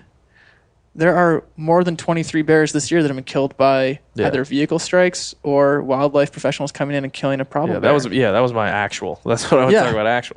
Yeah. So when the conceptual is I think it's an interesting argument. Conceptually, I can see what you're saying. Right. Like I can see there being a larger threshold for the health of those populations. Right. I can see not being so short-sighted as to think that conceptually we've done it. We did it. 700. Yeah. We got it. Yeah. And as somebody who never really wants to hunt a grizzly bear, whatever. Right. But respects like our model and how it works, and some people do, and that's their thing. And that some people do. People that want to hunt grizzly bears, go for it. Yeah. But the actual is more interesting to me because you're talking about 23 dead grizzly bears or 23 dead grizzly bears. Yeah, or like 50 dead grizzly bears that are already dead this year. Yeah. And so it's dead grizzly bears or dead grizzly bears. So the other thing around this that confounds me a bit is around the human interaction with grizzly bears, and would hunting decrease the number of those interactions you're talking about where wildlife officials are shooting them or they get hit by cars? Do we know that? Can we say that? I mean, the bears that have bad behavior are probably already dead. Yeah. And the bears that are dumb are probably already dead. And I mean, there are certainly, not to say that like you should go strap a hind quarter of an elk over your behind your on your bag and go run around the Bob Marshall, because you might bump into a bear and that could be scary and dangerous, and that happens to people. But there are already a lot of checks and balances in place that are removing problem bears from the ecosystem. And as more and more bears get pumped out of Yellowstone in the Continental Divide population, vehicle strikes are on the rise. So are the number of people driving cars around these wild that'd spaces. be gnarly to hit a bear with your car. Totally. Somebody hit one like right in Big Sky Canyon last year. Lord. So it's happening, and I think the argument to say like us hunting 23 bears to make the woods safer, or it's going to keep the bears from eating the sheep in my yard. It's like, no. More bears than you're going to hunt this year are being killed already. So that's where I come to again. It's like, more the wildlife officials that are shooting problem bears. Right. Probably because I just I have this exhale because it gives me anxiety to think about these things because they're super complicated. But right, it's not like you call in a hunter to shoot the problem bear. Totally. So I think anybody who says like, hey, if we go hunt, it will limit the interactions with problem bears. That's not all the way true. One thing I don't know, maybe you do, is how they, of the 22 bears, how they choose exactly where in those populations you're going to take a bear out.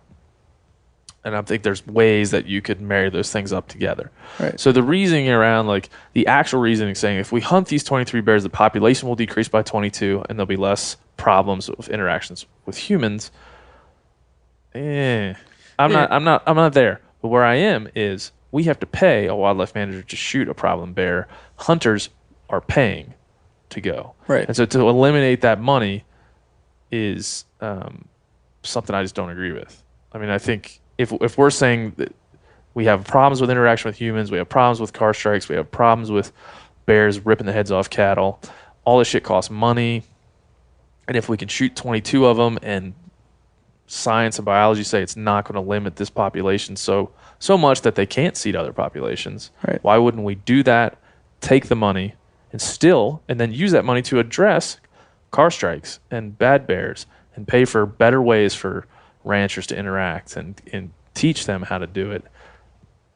Like, that's where the line ends for me. But prior to getting there, it's a whole lot of like, I can see it, but I mean, it's complicated. There's no perfect solution, right? Because like, if it was up to me and I could rewrite the law, I would say keep them endangered, get the hunters who want to spend the whatever thousands of dollars for a tag, and go shoot the problem bear on that guy's ranch that's killed a sheep. Yeah. You know, well, maybe we just did it. Why is this judge not doing this? But like that to me, yeah, like I hate to be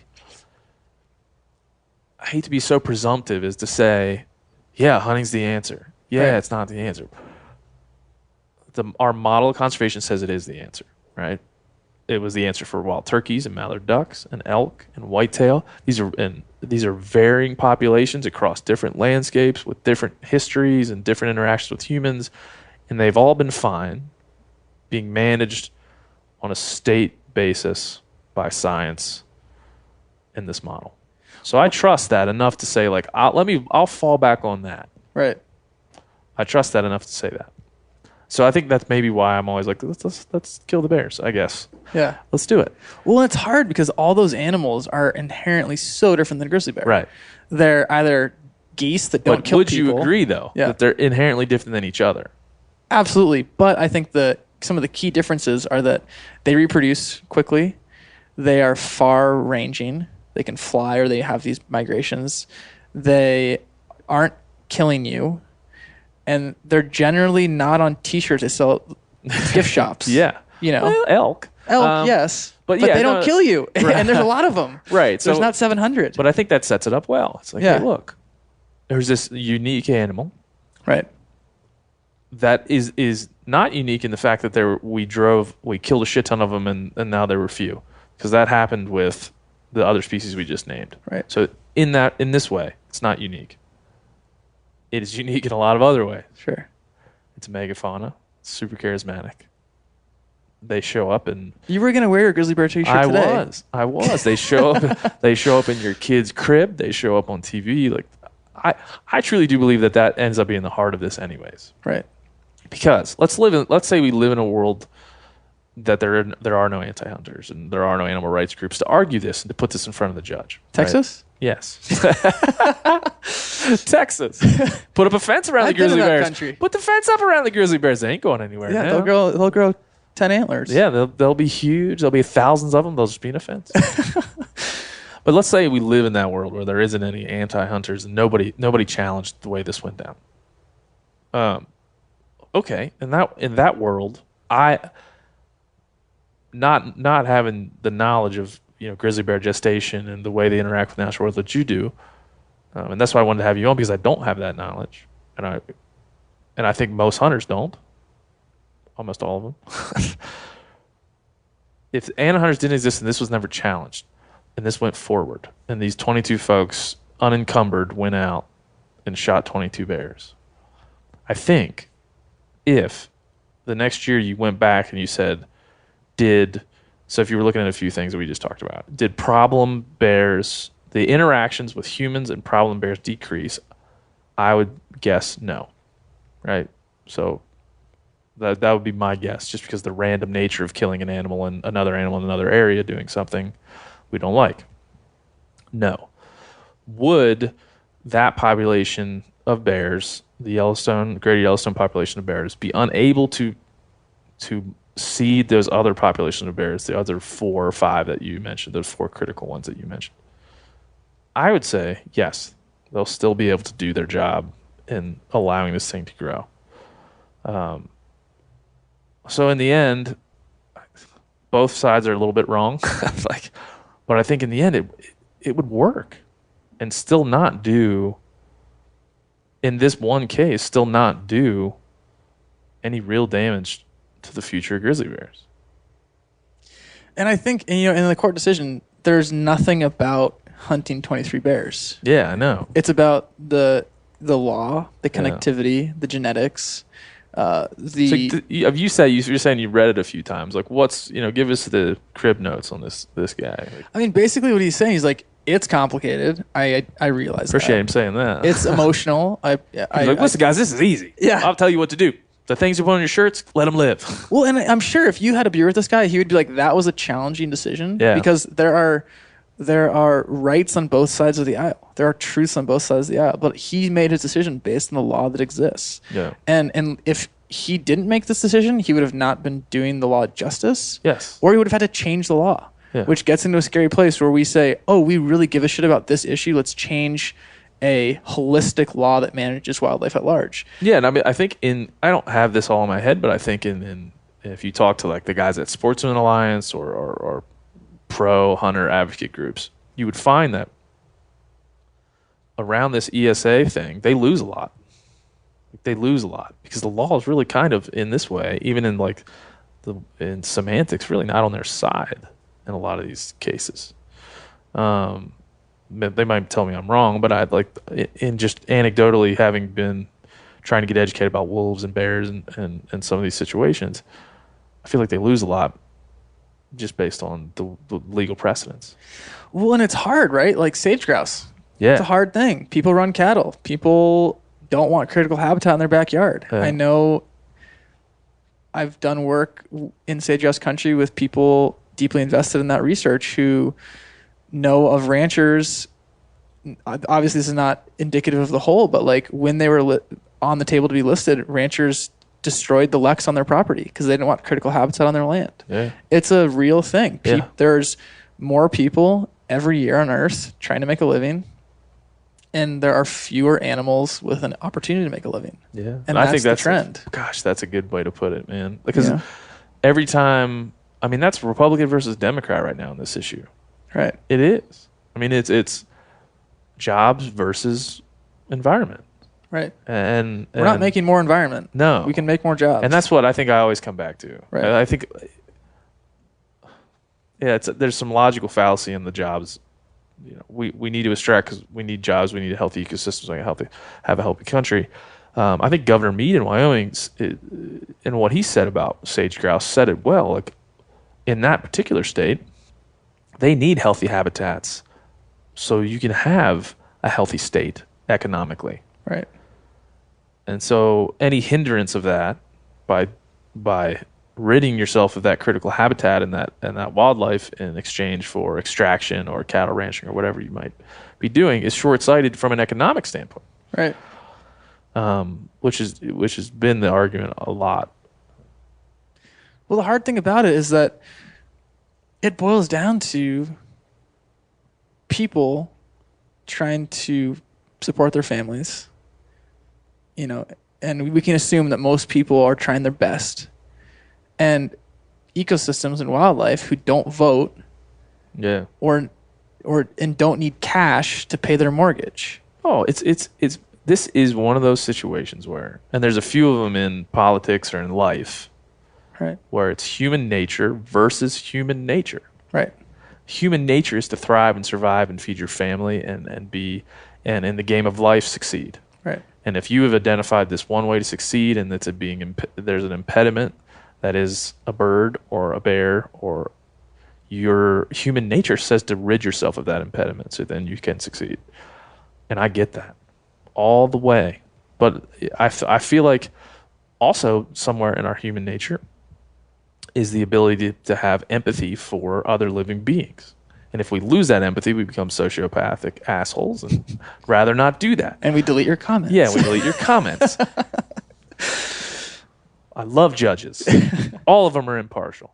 But I think that empathy is also part of human nature. So your human nature should allow you to be empathetic for animals and allow you to understand their plight because, like you said, they can't speak for themselves. But human nature also says survival is key. Right.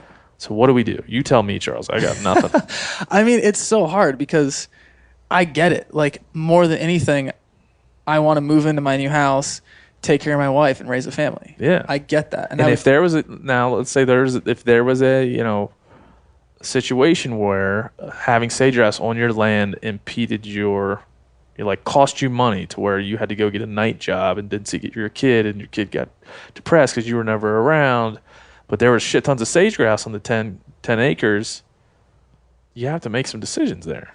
I mean, a story that comes to mind is my friend Chris Boyes, he's doing the Okavango Delta research project for Nat Geo. It's the wildest watershed left in Africa. He came across a bunch of elephant poachers recently. These guys who have nothing. When poachers kill elephants, they usually cut their head off and bury it. And then they basically wait. They'll sit there at camp. Bury the body or the head? The head. And wait for the head to decompose to the point where they can pull the ivory out. So my friend Chris, who's a South African explorer, he's an awesome guy. He comes up on these guys. Guns.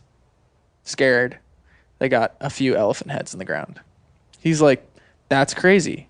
He talks to these guys. They say, I can kill one elephant that I realize is a bad thing. I realize it's illegal. It makes me sad. I grew up here, born here, watching elephants. I respect them. I also have no money. I have a family to feed. I cut this thing's head off because I need to feed my family. That's the reality. And he's like, you can't argue with that. It's shitty. It's sad. That guy's desperate. That elephant's dead. They're in decline. But it's real shit, you know? And I think you can't blame the guy necessarily who might have the sage grouse in his yard who does something that's maybe unethical. Yeah. But that's real stuff. And I think with the grizzly bear, people who lose livestock, even though there are funds available that give money to replace those animals, like that's a real thing when you feel like your life or your lifestyle is threatened. However, it also is just a complicated PR narrative where that guy is getting sued by a Portland lawyer on behalf of Center for Biological Diversity. That looks bad. He doesn't live there. He doesn't have sage grouse or grizzly or wolves in his backyard. But the fact of the matter is, one, that guy on the ranch is probably not going to get the tag to shoot the grizzly bear. Yeah, that's the thing. Like I almost can remove that from the hunting conversation. Right. Again, all this stuff is just my opinion. It's not very educated. I read a lot and I try my best. That's what I'll tell you. But I almost want to eliminate from the conversation because I truly don't believe unless somebody from the state of Wyoming would come on and say we are targeting problem bears in areas around suburban and urban. You know, in the case of where people live. Right. We're targeting areas, problem bears where people live, and these 22 tags are going to that. Right. If then you're not, as a hunter, you're like, well, why am I going? Right. That doesn't give me all the things hunting gives me. Now I'm just paying to be shooting a pest. Paying to shoot a pest. Right. And so to me, if I'm looking at as a non-grizzly bear hunter, I've killed a lot of bears, so I can say I wouldn't go in that hunt. Right. I wouldn't pay to go in that hunt.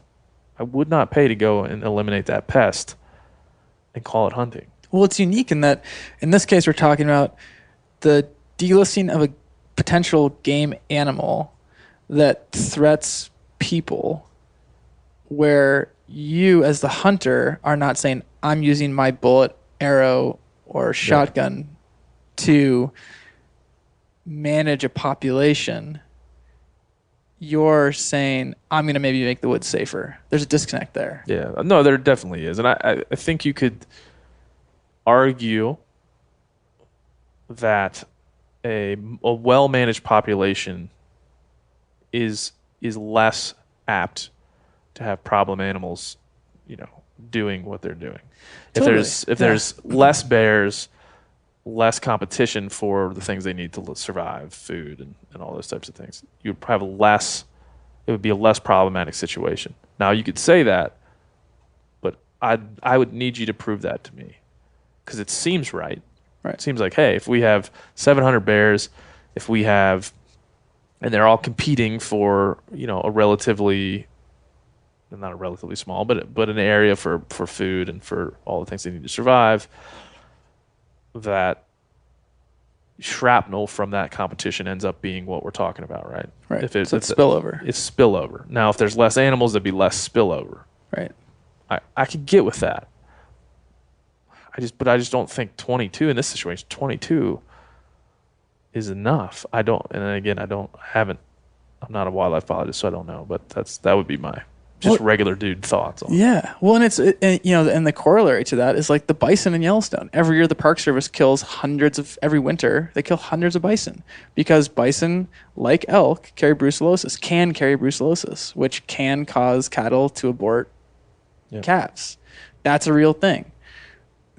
Yellowstone National Park has an oversupply of bison. The excess are killed. Yellowstone National Park has an excess of grizzly bears. The bad ones are killed. You know? Yeah. I mean, it's tough. Would you say, again, like going back to like why hunting, for me, what hunting ends up being, right? It's like healthy ecosystems and that kind of thing. Would you say that we can define those interactions you're just talking about, the killing of an animal for something other than, hunting purposes, virtuous hunting purposes, or however we'll put that term, is unhealthy interactions with wildlife. That's like an unhealthy killing it with a car, killing it with a gun because it carries a certain type of disease, killing it with a gun because it's threatening someone's life or someone's livelihood is like the example of human wildlife interaction that is unhealthy. Yeah, but I mean, we live in the Anthropocene. Yeah. Like the epoch we live in is the one defined by humanity. So it's not like we're making these decisions based on science alone necessarily. Yeah. Well, yeah, but the only option we have is to determine like what's an unhealthy interaction, what's a healthy one, and promote the healthy one, right? Yeah, but sometimes the healthy one conflicts with society. I mean, a great example in the segue into the California fire situation. Yeah. There are 129 million dead trees in California. Many of them are dead because of drought that's exacerbated by warming winters. Also pine beetles. Same thing in Montana. Californians don't want to see, people coming in and cutting down dead trees and building logging roads. People who live in California and elsewhere, we had fire this summer. It was shitty. You don't want your backyard forest being burned as a prescribed burn because you don't want to have your kids breathing in the air. Those are real things.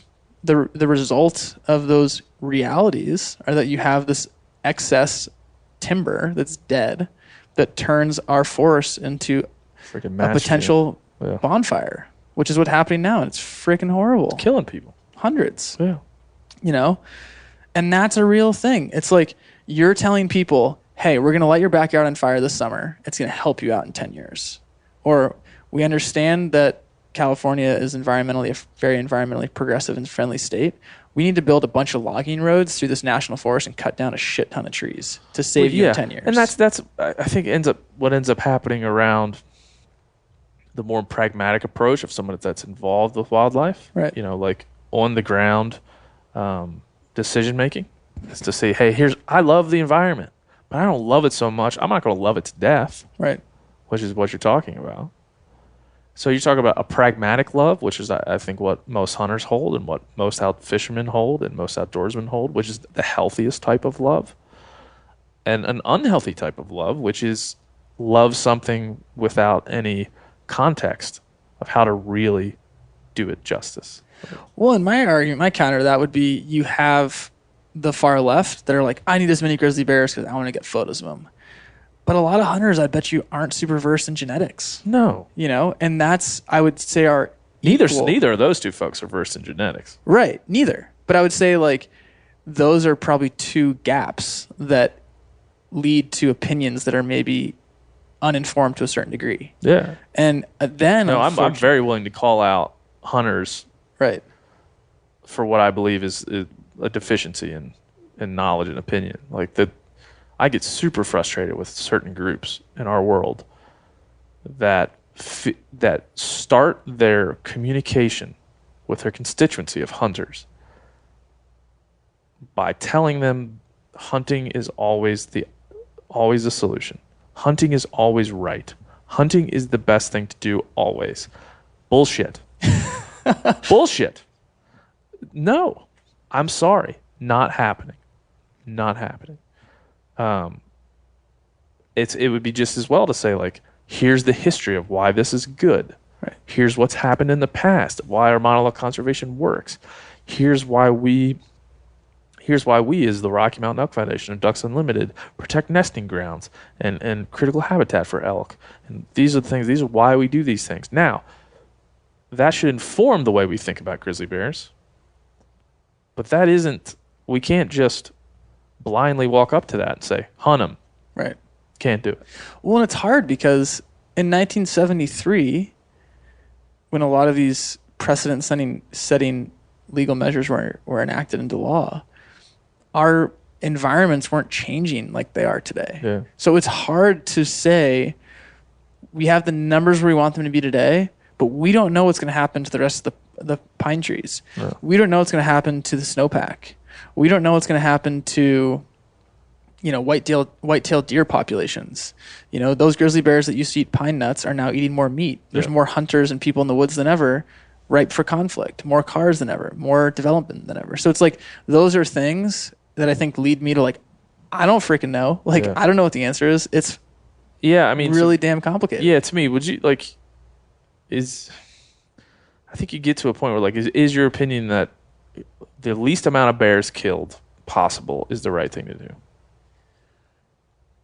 It's a hard answer for the short term. I know. I know what you're saying. Let's say let's get off the table. What might happen in the future? Right. For that current population. There's 700 of them. The least number of those things killed, the better for the next 3 years, so we can see how that affects these other populations. Yeah, I mean, I think that just say yes, man. Well, you know what? Okay, this is what I think. But I don't. Yeah. I will start just saying I do not disagree with that. Yeah, no, and I'm certainly there. My goal is to have grizzly bears off the ESA, managed by the states. Yeah, because that means we succeeded. Conservation was a success. Yeah, so that's I think we get in a lot of these conversations where it's I believe totally different. I think most people that care about wildlife feel the same way. Right. Feel exactly the same way. Anti-hunters and hunters feel the same way. Yeah. They're just really crappy. They're really crappy at communicating. Or just remembering that you might speak two different languages, but your end result's the same. Yes. No, and listen, because I'm not somebody who wants to run out and crack a grizzly bear. I would say if somebody presented me a solution and said just give me 5 years, and you could scientifically say here's how grizzly bears breed, how they grow, how they travel, how critical populations can seed other populations, right. And if you give me 6 years as a scientist, an ecologist, 6 years I can come and report back and tell you that worked, right? Which it sounds like could be done, right? I'd be cool, great, let's give it a shot. But if you fail, we're coming in with our guns, man. Right. Something like that would probably be, because the legal thing starts to just get frustrating. Well, and I think that's kind of what he says here. Yeah. He's here's some things, here's your homework. These are the flaws that I found from a legal and also a conceptual place. Address that, and let's get this species to a place of stability. Yeah. Then states can do what they want. Well, if somebody can please everybody agree on stability, because I think that's the thing here now. Because you get into this let's make them stable, and anti-hunters and animal rights folks will say we'll always move the goalpost. Right? I'm going to just keep moving the goalpost back, and you're never going to get there. Ha ha ha. But history would say the opposite. We can hunt wolves. Yeah, well, I know. 10 years ago. But would you agree that that's a tactic, right? Totally. That's a tactic. 100%. Because any animal rights person with worth of salt that's got a brain is going to say man, I'm not really going to be able to argue very much with that model of conservation. Right. I'm going to fail there. But I still don't want him to kill him. Well, and I think that's the left that won't ever invite us to dinner. Yeah. Yeah. So it's but I know that they're out there, and I know the other side's out there, and they're never going to be friends. That's why I hope people listening to this can gain the perspective that I think there is a faction on the animal rights side that wants to continue to move the goalposts. Yeah. I'm sure there is. It's evident. But and I would imagine there's a faction in the hunting community that wants to move the goalposts closer.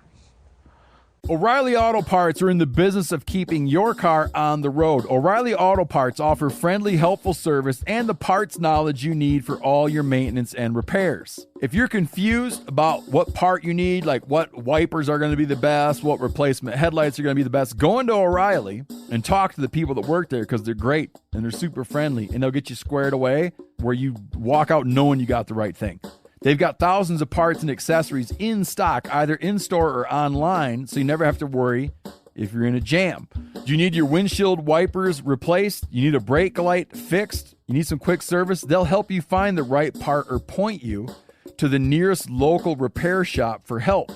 The professional parts people at O'Reilly Auto Parts are your one-stop shop for all things auto do-it-yourself, and you can find what you need in-store or online. Stop by O'Reilly Auto Parts today or visit us at O'ReillyAuto.com/MeatEater.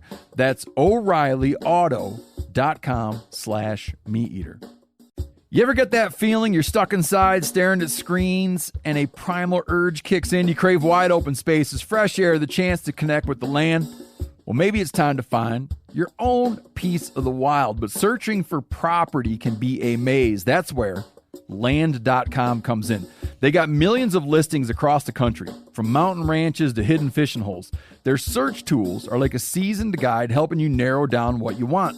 Land.com isn't just about buying and selling. It's about finding a place to hunt, fish, explore, or simply sit by a campfire and listen to the crickets. So head over to Land.com today to turn one day into today, because trust me, there's nothing quite like the feeling of standing on your own piece of earth. There's nothing like snook hook sets at dawn or catching a tarpon in the moonlight. Find your next fishing trip made easy on fishingbooker.com and experience the magic of the Sunshine State or any other destination on your fishing bucket list. Book a blue water adventure in search of sailfish or go snapper fishing with the kids. With over 6,000 captains and trips to choose from, planning your next one just got a whole lot easier. Download the Fishing Booker app on the Google Play or App Store or visit them online at fishingbooker.com to book your trip today.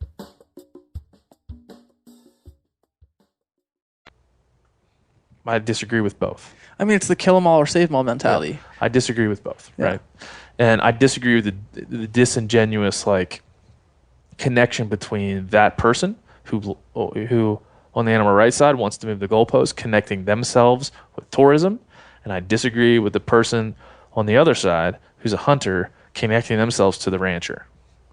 Sorry, you don't get to play. Right. I just that's part of what I hope people can take away from this conversation is don't let somebody that has this staunch, rigid idealistic view on one side or the other. Connect. Use a real world problem to convince you that they're right. Right. No, man. No. It's way more complicated than that. And I think that's the key. This is a freaking complicated issue. This really smart people who spend way more time thinking about this than you and me would say this is freaking complicated. And we're going to do our best. Yeah. And we're going to try to create a blueprint moving forward that will be judicious and as fair as possible. But I guarantee you, this judge wasn't this is easy. Let me just tell you what's up. That's my favorite. That's my favorite part about society today. It's if something happens that you disagree with, the person who made that decision that you disagree with immediately is some sort of evil bought. It's that dark money must have bought that. Those animal rights guys must have paid that judge off. Right. Maybe they did. Maybe you're right, but I'm not interested in that conversation. Right. Because if that happened, hopefully somebody finds it and they arrest that fucker and put him in jail. Right. Otherwise, let's just have the conversation. Right. Because we can't. I'm not going to start the conversation with some crazy conspiracy theory like that. And I think what I trust in your readings of that is that this is a person who looked at the law, which is his job, and his determination was the way this law is written, this isn't the right thing to do. And I think at the end of the day, and if we learned anything from our midterm elections, is the public is hungry for people who straddle the middle. Yeah. And who are flexible. And they're I had a vegan dinner yesterday, but I shot a deer in my doe. I shot a deer in my doe. I can't speak. I shot a deer in my yard last night. Yeah. And that was kind of my week's story. You know? But I'm hungry for that. Right. Yeah. I am hungry for that in my daily life. And I'm sure there's a lot of people that are hungry for that too, that are hungry for the type of world where it's not easy. Because it's super easy to be rigid. Because then you don't have to think. Right. Just a reaction. You don't have to. If everything, as a hunter, if all I was doing was looking for validation for my opinions, life would be easy. Because I would know who to hate. I would know who to like. I would know who to have dinner with. I would know who to keep out of my yard. It just makes life easier. And I think at some level, I care about the hunting community. I care about humanity, but I don't feel like I can do much with that. A hunting community, I think we can work with here. And we can say, look, I care about you. I don't want you to be that. I don't want you to be so rigid that you can't see.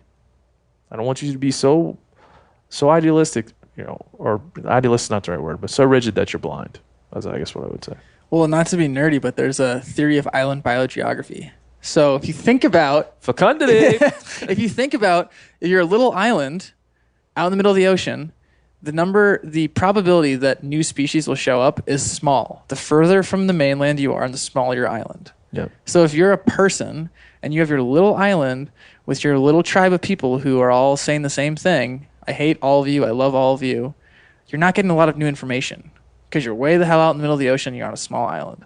The bigger the island and the closer you are to the mainland, the more other species will show up, and you're going to have a more diverse suite of perspectives of an ecosystem. And I think it's important to remember that it's all about saying, I'm not going to cast myself out into the abyss and tell everybody to go fuck themselves if they're not speaking my language.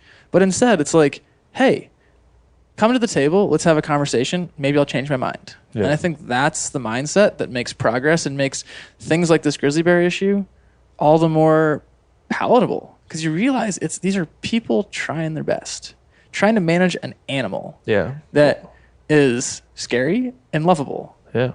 Well, and I think that's why, as a journalism, try to be a student of journalism. I was at some point. They gave me a piece of paper. I think that's why true journalism, honest, true, unimpeded information, is being suppressed in our world. Because that's dangerous. Right. It's dangerous. You can't manipulate people if they're educated. You can't. And the one thing that scared me around the midterm elections was the amount of people that I heard, whether I agree with them or not. I think public lands is a huge, I love public lands. We talked about that in the beginning of this. But public lands it's becoming something that people just say. And that's as dangerous just because I agree with it. Let's say I didn't agree with it, I would be mortified that everybody was just parroting the same thing. And so I feel the midterm election scared me because of the amount of people I saw that were just rolling out the campaign ad jargon and comments on things that I saw. I was like, boy, you ought not to want to be a sheep. You should strive to be more. Right. And for the health of the hunting community, we should, strive to be a little bit more. Yeah, and it's good to be provocative, but from a place of curiosity. Yeah. And I think, one of the things, it's hard for me not to, be thinking about my friends and family back in California. Yeah. But it's also hard to ignore something that Trump was saying the other day where he's like, this is a state issue. When the governor asked for federal support, he said, no, because you're not managing your forest well. 50% of the forests in California are owned by the federal government. 40% are owned by private companies or private individuals. 3% are owned by the state. So he's putting that out there into the world, polarizing people who aren't going to go and do their homework and figure out the distribution of ownership are going to be like, oh, well, they asked for it. I hate when Trump comes in the conversation because he is the lead asshole. Like, right. he is what we're just talking about. I was thinking it. You said it. Oh, I don't care. I don't care. Listen, if you're out there and you support Donald Trump and you don't think he's an asshole, boy, I don't know what you're reading. Because if there was, it's about to be Thanksgiving pretty soon. If somebody that acted like Donald Trump does on Twitter was at your Thanksgiving, you would want to kick them out immediately. And so I hate when he whether you agree with what he was saying or not, you'd be like, why is this guy at the table spouting off running his mouth and just talking shit that's not true? Yeah, that's not true, and is really opinionated and can't bring facts to the table. It'd be one thing if he was off by a few percentage, but California owns 3% of their forests. Yeah. And the fact that there's 129 million dead trees is not... We can all... It's so, like... We just elected the lead person of what you... Like, the person we were just talking about. Like, the person... Like, really, let's be a radical centrist. Let's really think through issues. Let's really be, have sound processes around how we come to our opinions. Here's a person who we elected to run our country who got elected in part because he doesn't do that. Or give a shit. Right. I can't. I hate even to talk about it. But I think what he's saying, he's not saying something that's totally inflammatory. Manage your forests. Right. Manage your forests. But well, and that's if that state voted for him, they'd be flying in the helicopters. I think, like if that wasn't, if they didn't have a Democratic, they have a Democratic governor in California. Yeah. I really think if that was a Republican governor asking, he would have got a different answer. Right.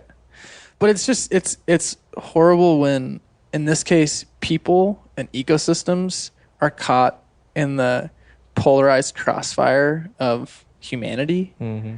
And in the case of the grizzly bear, these are bears just trying to be freaking bears, bearing it up. They're out there just they're bearing it up. They're just being fecund. Is that right? Is that how you use that term? Yeah, that'd be the right application. Is that right? Yeah, that would actually mean that they're reproducing. Oh, okay. Or their potential fecundity is how many offspring you're able to have. I'm like Ron Burgundy when he went in Rome. I'm like, I don't know what it means. I'm not there yet. I'll get there. Fecund. It's crazy because, like, in this case, the grizzly bears, or in this case, people and ecosystems are just caught in between our inability to find common ground or be radical centrists. Yeah. And instead it's like, fuck you, and nothing really gets done. Burn away. And then shit gets burned. People are dying. Yeah. When people are dying, we should do the right thing always. Right. Like hundreds, maybe up to 1,000. Yeah. I mean, it's unbelievable. And then just so people know that, this is your home state, man. This right. is, I worked with somebody from Paradise, the guy I used to duck hunt with. I haven't talked to him. Hopefully, I don't think he lives there anymore, but yeah. I mean, it's I can't imagine that was happening in my area of the world. I mean, it's terrible. I mean, my dad has respiratory issues because of the smoke, and I talked to him last night, and he's sitting in front of an air filter with all the doors and windows shut in a room, I mean, it's crazy. Yeah, I mean, it just goes back to the fact that we should all strive for health, healthy ecosystems. I mean, do you, like, both sides, anybody, whatever side you fall on, that you're either loving that forest to death or wanting to cut it up, you should act with the health of that ecosystem always in mind. If you did, you wouldn't be breathing in smoke. Right, and a healthy ecosystem affords a healthy society. Yeah. And I think people now, unfortunately, are being reminded of that through horrible things like these hurricanes and these fires, and it means something when, like, your world is destroyed. Yeah. And I think people will, in the Southeast, will continue to say, like, shit, whatever we want to call it, hurricanes are getting worse, water's rising. Let's figure out how we can address that. Yeah. Whatever you want to call it, our forests are going up in flames, and let's figure out how to address that. Yeah. Because there's just this, like, level of having an opinion about something you very much know nothing about, right? Like, in the example of even me, like, I've seen the California fires on TV, but I've never experienced that. I don't know what it feels like to have to leave your home people that are well off that happens to can go get a hotel, hang out, drink some sparkling water. We're all good. It was fun, maybe like a vacation. People that aren't well off, that are scraping to get by, that have to evacuate, are fucked. Right. They're just not. They can't do what other folks can do. So when you're displaced by a natural disaster, man, there's nothing to rip away your safety. All the work we do to build this, to isolate ourselves and insulate ourselves from the real world. There's nothing like a natural disaster to rip that from you. Nothing like it. Yeah, and I think it boils down to a lot of it. This idea that we can be bombarded with information that is polarized or just straight up bullshit. Mm-hmm. And I think about social media to a certain extent.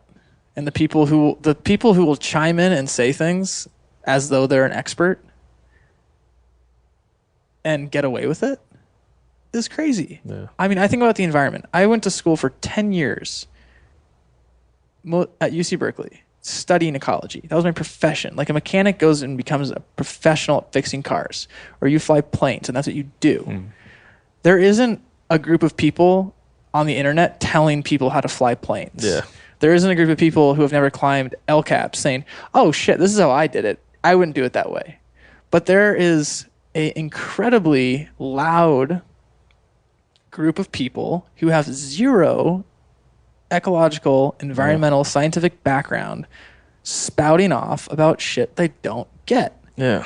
But that becomes gospel in a lot of places, in a lot of communities. And it's crazy. I get it. You can look out the window and say, forest on fire, shit's messed up. But to start pointing fingers and being like, this is why? Yeah. It's like, I'm not going to Napa Auto Parts and be like, you don't know how to fucking put a tire on. I'd do it this way. But for some reason or another, the environment is this like free-for-all where anybody can be an expert overnight and talk about whatever they want to talk about. Overfishing, wildlife management, rising seas, forest, ecology. It's crazy. It's my brother, when we were moving up here, my brother and my dad were driving through North Texas, rolling through in a U-Haul. And we're driving through an area where there's windmills. I mean, probably 1,000 of them within sight of the highway. When I saw that, I'm like, somebody who like loves wild places, like appreciates landscapes. Like, my first reaction was like, oh, that sucks. And my brother, who, like really cares about the environment and is really hyped up about that, like immediately got pissed at me. And like the conversation we had around it was very much like, windmills are always good. So he's like, gas and oil drilling is always bad. Windmills are help as a solution. And I was like, yeah, I think I get that. I can get on board with that. But like just as the pragmatic nature of like the way I see that, I'm like, yeah, but I've seen those big windmill propellers going down the highway on 18-wheelers. I've seen it. I used to live in the corridor in Illinois where they ran them. So like I've seen that. And I know that they have to cut roads to get in there and put those things up. And I know they kill a lot of birds. And I know like I guess my point was like, it's complicated. So I'm not saying that I know. I'm just saying I know it's complicated. I mean, it's like domestic oil versus international. Do you want the Niger River Delta lighting on fire because illegal oil is such a big part of their economy? Or do you want oil that's offshore that could come up, like the Horizon oil spill where it's in our backyards? Maybe we have more regulation and higher standards of practice. But it's like, it's freaking complicated. Yeah. Maybe it makes our economy stronger and less reliant on others, but it's in our backyards. Yeah. I don't know if there's a solution. Well, doesn't it get scary I think it gets really scary when the course correction doesn't happen. Because, fires, hurricanes, we start to identify really bad things that are happening. Right. And happening more frequently. Right. And more intensely. But what scares me Not that they happen, because disasters have happened through time, and humanity has marched on, and our environments have thrived in a lot of ways. But what scares me is that we can't course correct. Right. Like right now, we're not. Like, would you agree? We're not course correcting. Isn't it yearly in California these fires are happening, getting worse? Well, so there was 6 years of historic drought. Top 10 droughts took place in the 2000s, ever on record. So that collection of droughts, I think, predisposed California to the extreme fires it's experiencing now. Also, a legacy of fire suppression. Smokey the Bear. That was one of the worst things we ever did for forests in the Intermountain West, in the Mediterranean coastal California environment. What if we do a film about fire? I mean, I think fire is one of the most misunderstood aspects of our planet. If you read early journals of folks who explored California on horseback, they described the Sierra Nevada as a park-like setting. Those words. Because you could ride a horse at a gallop through the foothills or the mountains and not hit a tree, because fire exists across a spectrum of intensity and frequency. And fires are returning to these patches of earth every 1, 2, 3 years, burning frequently but low intensity, thinning the forests, creating that park-like setting where you had some understory but a lot of mature trees with some young ones where it didn't burn, and you would have had this patchwork. Now, after the brilliance of the Smokey the Bear motto came out, and fire suppression became this huge thing that was necessary in some respects because people were moving into these wild interfaces, you're left with forests like we have up here at our local reservoir, where you literally have deadfall that you can't walk through because it hasn't been able to burn in 10, 20, 100 years. And when you have millions and millions of trees that are dead, and you have warming winters and Maybe drought. I'm going to ask you a dumb question real quick. Yeah. Why doesn't it burn? Why can't it burn? We suppress it. When a fire is in a lot of places except wilderness areas, if a fire starts, most fires are not started by lightning. Most fires are started by people. They are put out to save property and life. Mm-hmm. Or air quality. So unfortunately, it's society saying, protect me first. That compounded over decades and decades has led to this situation where we basically are surrounded by tinder boxes, and that campfire, that cigarette, or that, those sparks from that tow chain that wasn't wrapped up properly, doesn't just light a little 1 acre fire. These fires are hundreds of thousands of acres. I mean, California's had record-setting fires, like multiple in the last 5 years. And it's not, I was reading today that this interagency efforts to suppress or to control that fuel load, they've removed over 800,000 trees.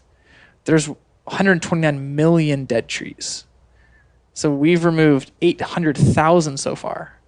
And there's more trees that are going to be dying because right now it's like tropical in California. I mean, I talked to my friend yesterday in Tahoe, and he says, it's cold in the evenings. We hadn't had a look of rain. So it's, I think California and a lot of Western states are going to be forced to say, hey, I realize the public might not want us to log our forests and put fire, logging roads through there or use prescribed fire, but we're going to have to do that if we want to save people and property in the future. Yeah. And I mean, I was in Nevada shooting the film on the feral horse issue this summer, and there was a 500,000 acre fire that burned through northern Nevada. Like, insane. Yeah. 20 years ago, big fires were 10,000 acres. Yeah. 20,000 acres. Yeah, man, I was trying to think of like what a good analogy would be for what's happening there, but I feel like it would fall short. I feel like anything you could say would fall short of it's just like we don't understand. It's like we bought a house, we built a house. We don't understand how to take care of the land. Right. Especially now, because it's not, we've pushed our environment past this threshold of normalcy where we can say, in the past, things have happened this way, so we should prepare for that. Things that are happening, or everybody's looking at the situation and going, holy shit, this is not even within the realm of possibility that we knew existed. This is, I mean, that fire that burned in Malibu, if you read the interviews of the firefighters, they're saying the Woolsey fire, they're saying that fire can't even be managed. Like water doesn't do anything to that fire. That fire is creating its own weather systems. I mean, that's what's happening. These are fires that are creating their own life that doesn't exist in a textbook that says, let's teach you about fire ecology. These are like outliers to the 10th degree. Yeah, we can't. Yeah. If the guy that we're paying to have knowledge of how to stop something is like, well, listen. Like that doesn't exist in books. Unbelievable. Yeah. And I think it's hard too with like, back to wildlife, we're dealing with situations where it's like, okay, you have a bear, you have people, populations increasing at incredible rates. Never, we're doing things to the environment, drawing on the environment in ways that have never been done before. So you kind of got to hand it to these people who are managers who are tasked with interpreting shit that's like totally foreign. Oh, yeah. And we, the public, are like, you should do better. And they're like, I don't even know what this is anymore. What are you talking about? But there's so many throughout human history there. I always think about it this way. There are things we don't do now that if you went 30 years into the past, they would laugh at you. Said, well, don't do that. Like there's knowledge we've acquired that's changed our habits so much that something that your parents might have done, you would laugh at today. You'd be like, how foolish, smoking while pregnant. What? Like our knowledge base and our species, our humanity changes so much with now it's rapid with technology and what we can learn and what we can do. It's like, it's like we should know that we're ill-equipped. We should know that we're ill-equipped because all you got to do is look a few years back in the past and be like, well, we were ill-equipped back then. You think right now we got it figured out? So there's things we're doing right now, and fire suppression seems like it's one of them, that years from now we'll look back and be like, boy, we were children when it comes to knowledge about these issues. And I think it speaks to this like broader environmental movement of awareness and caring and reducing impact. I mean, you see that everywhere, whether it's at Walmart or Target or somebody's Instagram claiming they're an environmentalist, or even our daily lives. Like we probably wake up to a certain degree and say like, I'm going to try to do the best I can to reduce my impact. And one thing that I talked about the other day, I made a post about on my Instagram, talked about it with my wife is, you'll get shit for shooting a deer, but you won't get shit for buying that new coat. Yeah. If we're talking about like net impact, everybody in America should go shoot a white-tailed deer because they're doing irreversible harm to a lot of ecosystems. They're incredibly abundant at zero risk of disappearing in a lot of places, and I would say the entire country. Yet nobody thinks twice if you go to Target and buy a bunch of stuff you probably don't need, which is destroying ecosystems or having this tremendous negative impact. Yeah, we're very like, I think we're children in a lot of ways. Like I always try to look at things like, hey, 20 years from now, what are we going to look back at and say, what the hell was happening over there? Right. For now, I think it's like prescription drugs is probably one of them. That's fast food is probably one of them. 20 years from now, hopefully we'd be like, whoa, boy, we were killing our folks with that. Right. And in wildlife and hunting realms, there's things we're doing right now. 20 years from now, we're going to look back at and be like, wow, boy, glad we course corrected that one. But that's why I come back to course correction, because then I think, okay, well, we're always going to be stupid now. Like now we're always stupid. But if we can continue as a species to correct the things we're doing now we shouldn't be, then we'll always at least be somewhat okay. There's some irreparable things that we can't change, but the environment seems like that the rare occurrence where it is evident that the thing we're doing right now isn't right. When that person was pregnant and smoking cigarettes, it took some time for babies to be born and for the cause and effect to happen. We are seeing the cause and effect in front of our faces. We don't have to study those fires. They're right there. We're like, oh, okay, well, there they are. Let's just keep doing what we're doing, and it'll light on fire next year. And 80 more people will die. Thousands more people will die, and we'll just keep on going. Well, and I think, one of the things Aldo Leopold, who we've talked about, the author of the Sand County Almanac, he said something along the lines of, the trouble with an environmental education is you live alone in a world of wounds. Yeah. And yes, that's true, and it's easy to get hung up on like the complexities or the things we could be doing better or the lack of foresight we have. But we also live in a time where information's never been more readily available, where communication is broaching topics that are uncomfortable, and people are thinking outside of the box. If we look at our midterm elections, a lot of firsts happened. There are incredible gains in the environmental kind of whatever you want to call it movement. I mean, the American Prairie Reserve, I was just learning about that. It's the biggest contiguous piece of protected shortgrass prairie in the country. It's up near the breaks and here in Montana.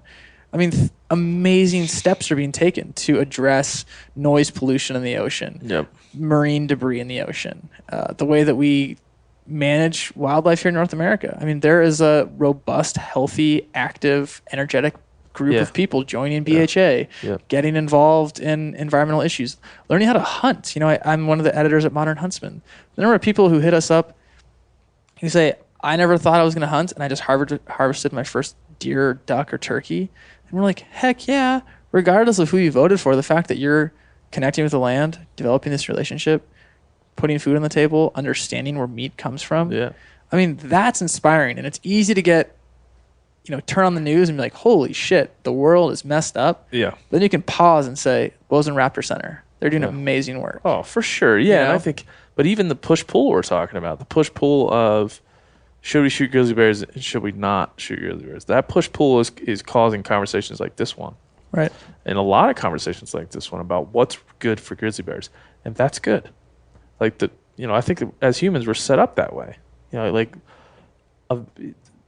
Grizzly bears will hopefully be better off because of this debate. Because most everybody that's in it is thinking about what's best for grizzly bears. They just happen to disagree about what to do. And like you said, a lot of it's disagreeing on the path to take to the same end goal. And that's been one of the biggest things I've found over the last year or two, really diving into the hunting industry and getting involved with BHA and trying to just like wrap my head around why I believe hunting is this medicine. It's like this thing that we could all take to be a little bit better, right? It has a direct effect on our world, but everything does. And so living in that thought process, hunting is this enriching pill you can take to bring you a little bit closer to the things you need to be close to. Nature, animals, our environment, your skills, all that shit. Right. And so at some point, it's how do we go from a moment where we're standing back to back and we both agree with something, and then we start walking away from each other, and by the time we turn around to have the conversation, all we can do is argue. I was like, dude, everybody cares about wildlife. That's the reason that's the one reason I believe our model of conservation works, because everybody cares about wildlife. And I think you bring up a good point, and I also think that more people are stopping halfway and saying, wait a second, we actually have a lot more in common than we like to believe, or that the public is telling us we do. As, on paper, I should be very different than you. Yeah. But when we sit down, maybe we see things in different lights. But I think from an ideological perspective, we have a lot of the same truths and values. That's all that really matters at the end of the day. Because if you could agree, if you and I could agree that we're not going to be at the same spot on everything, but we're trying to get to the same goal, then every interaction we have is positive. Right. Even if we're yelling at each other. We're like, fuck you, grizzly bear. That was before the recording started. Yeah, oh yeah.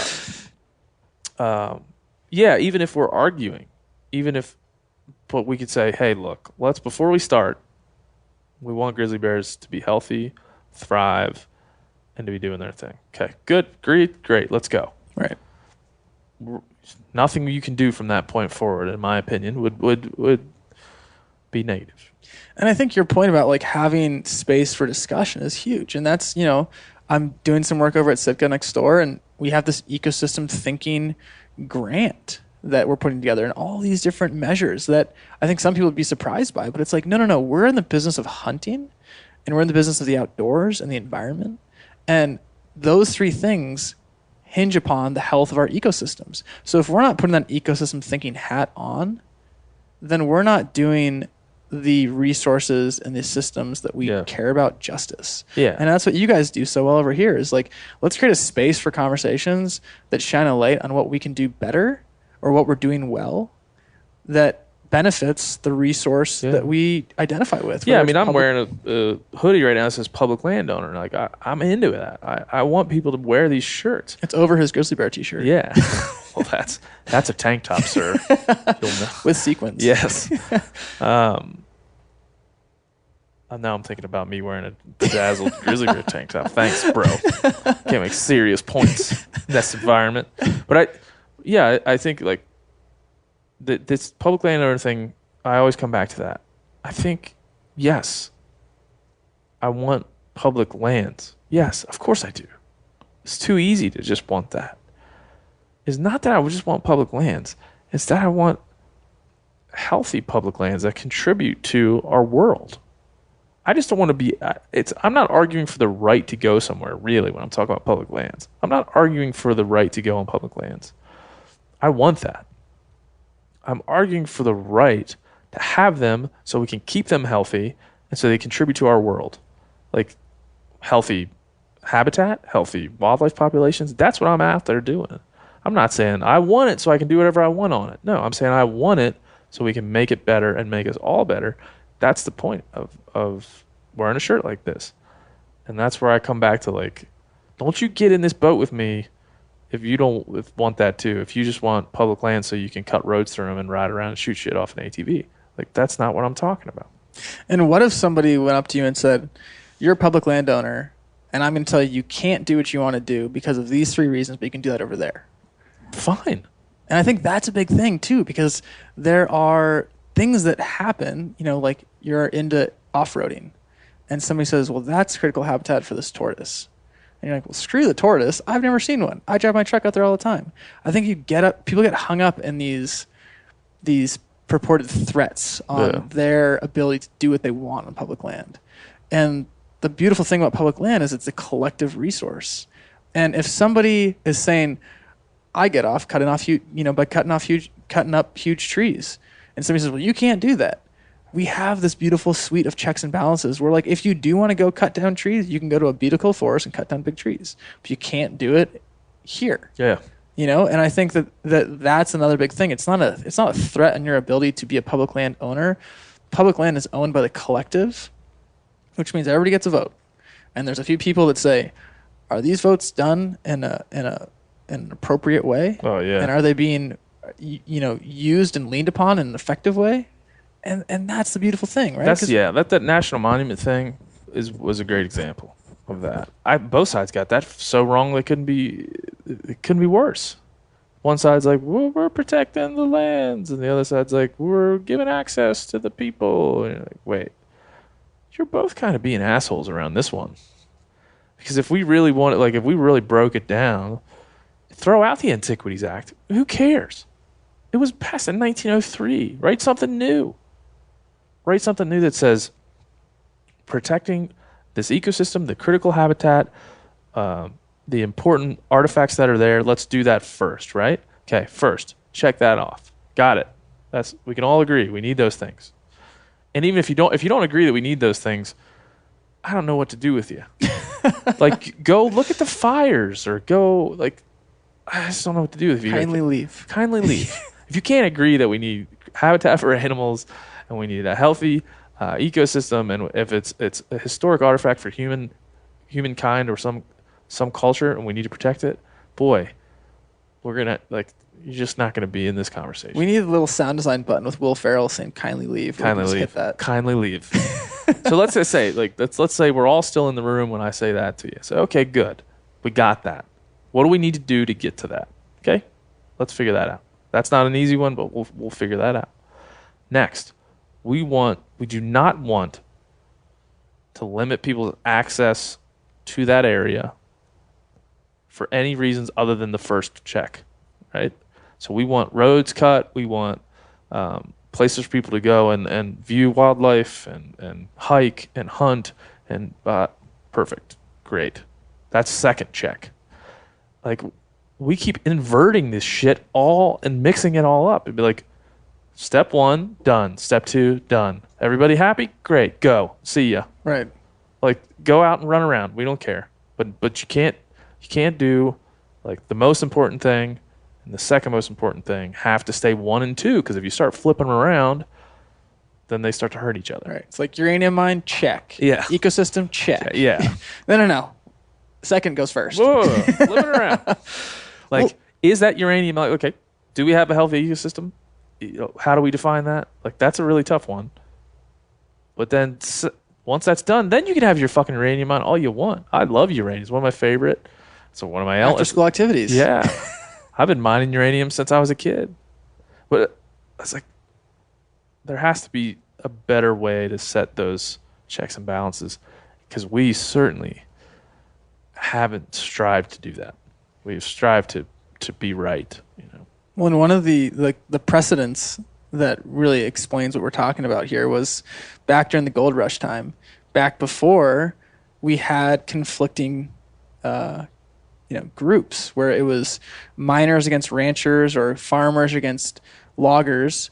There was a river system in California where gold mining was being done in such a blindly horrific way, destructive way. Sediment was filling up these rivers and coming down stream and destroying croplands, and along the way making these huge levees that flooded these mining towns, so that burst and flood these mining towns. And that was the first time in our country's history that I know of. I know it was a kind of a landmark case in California where the government was tasked with saying, okay, well, if this group of people is looking at this landscape as a resource for trees or gold, and this group of people is looking at this landscape as a resource for crops, and these people in the middle are just trying to live there, but they're caught in the crossfire, how do we manage with all constituents in mind? Yeah. It's a challenging thing, right? Because you look at Bears Ears, and it's a homeland of people who were here long before us who got short end of the stick. It's an ecosystem that sustains wildlife, plants and animals. It's a resource that private enterprise would love to mine and extract. And it's just a place to hike for others. And I think your point is brilliant, because we got to say, like, what is the most important thing here? And that is a functioning, healthy ecosystem that provides clean air and clean water. And everything else is secondary or tertiary. Yeah. And it's okay to have secondary and tertiary things that are also important. I'm in for that.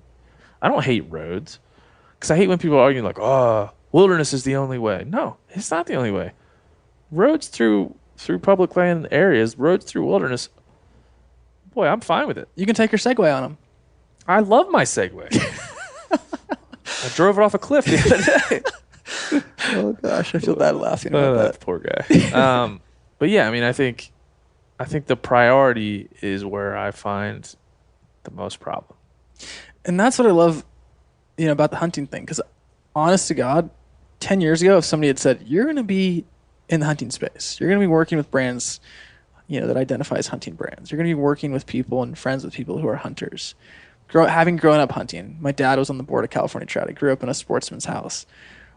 But there's something awesome about this space, hunting and fishing, because by default, you give a shit about animals. Yeah. And you give a shit about the systems that support animals. Yeah, you can't help it. You can't help it. Without those, your identifying interest doesn't exist, hunting or fishing. And it's kind of like being an ecologist with like a potential end little cherry on top, which could be your deer or your duck or your trout. And I love that. And it's awesome because it gives us common ground to work from, where we can say, you and I both want to kill deer, but at the end of the day, we just need to focus on how to get to that place where we have deer to kill or deer to watch, because we both know we spend a lot of time in a tree or out in the woods watching animals and not ever firing an arrow or a bullet. Yeah. Well, and I think like one of the things I want to have a segment about is called like what's bothering me. Like maybe have like a little like what's grinding my gears. Yeah. I really like that. But like, one of the things that bothers me is around what you just said, right? So our value system in hunting is rhetorical in nature in a lot of ways, but it's very valuable. Like it helps the animals that are involved in that value system. Like it's clear that the value hunting provides helps animals almost always in the umbrella sense of a population. It may not help that single animal that just got shot and eaten, but it helps the greater whole.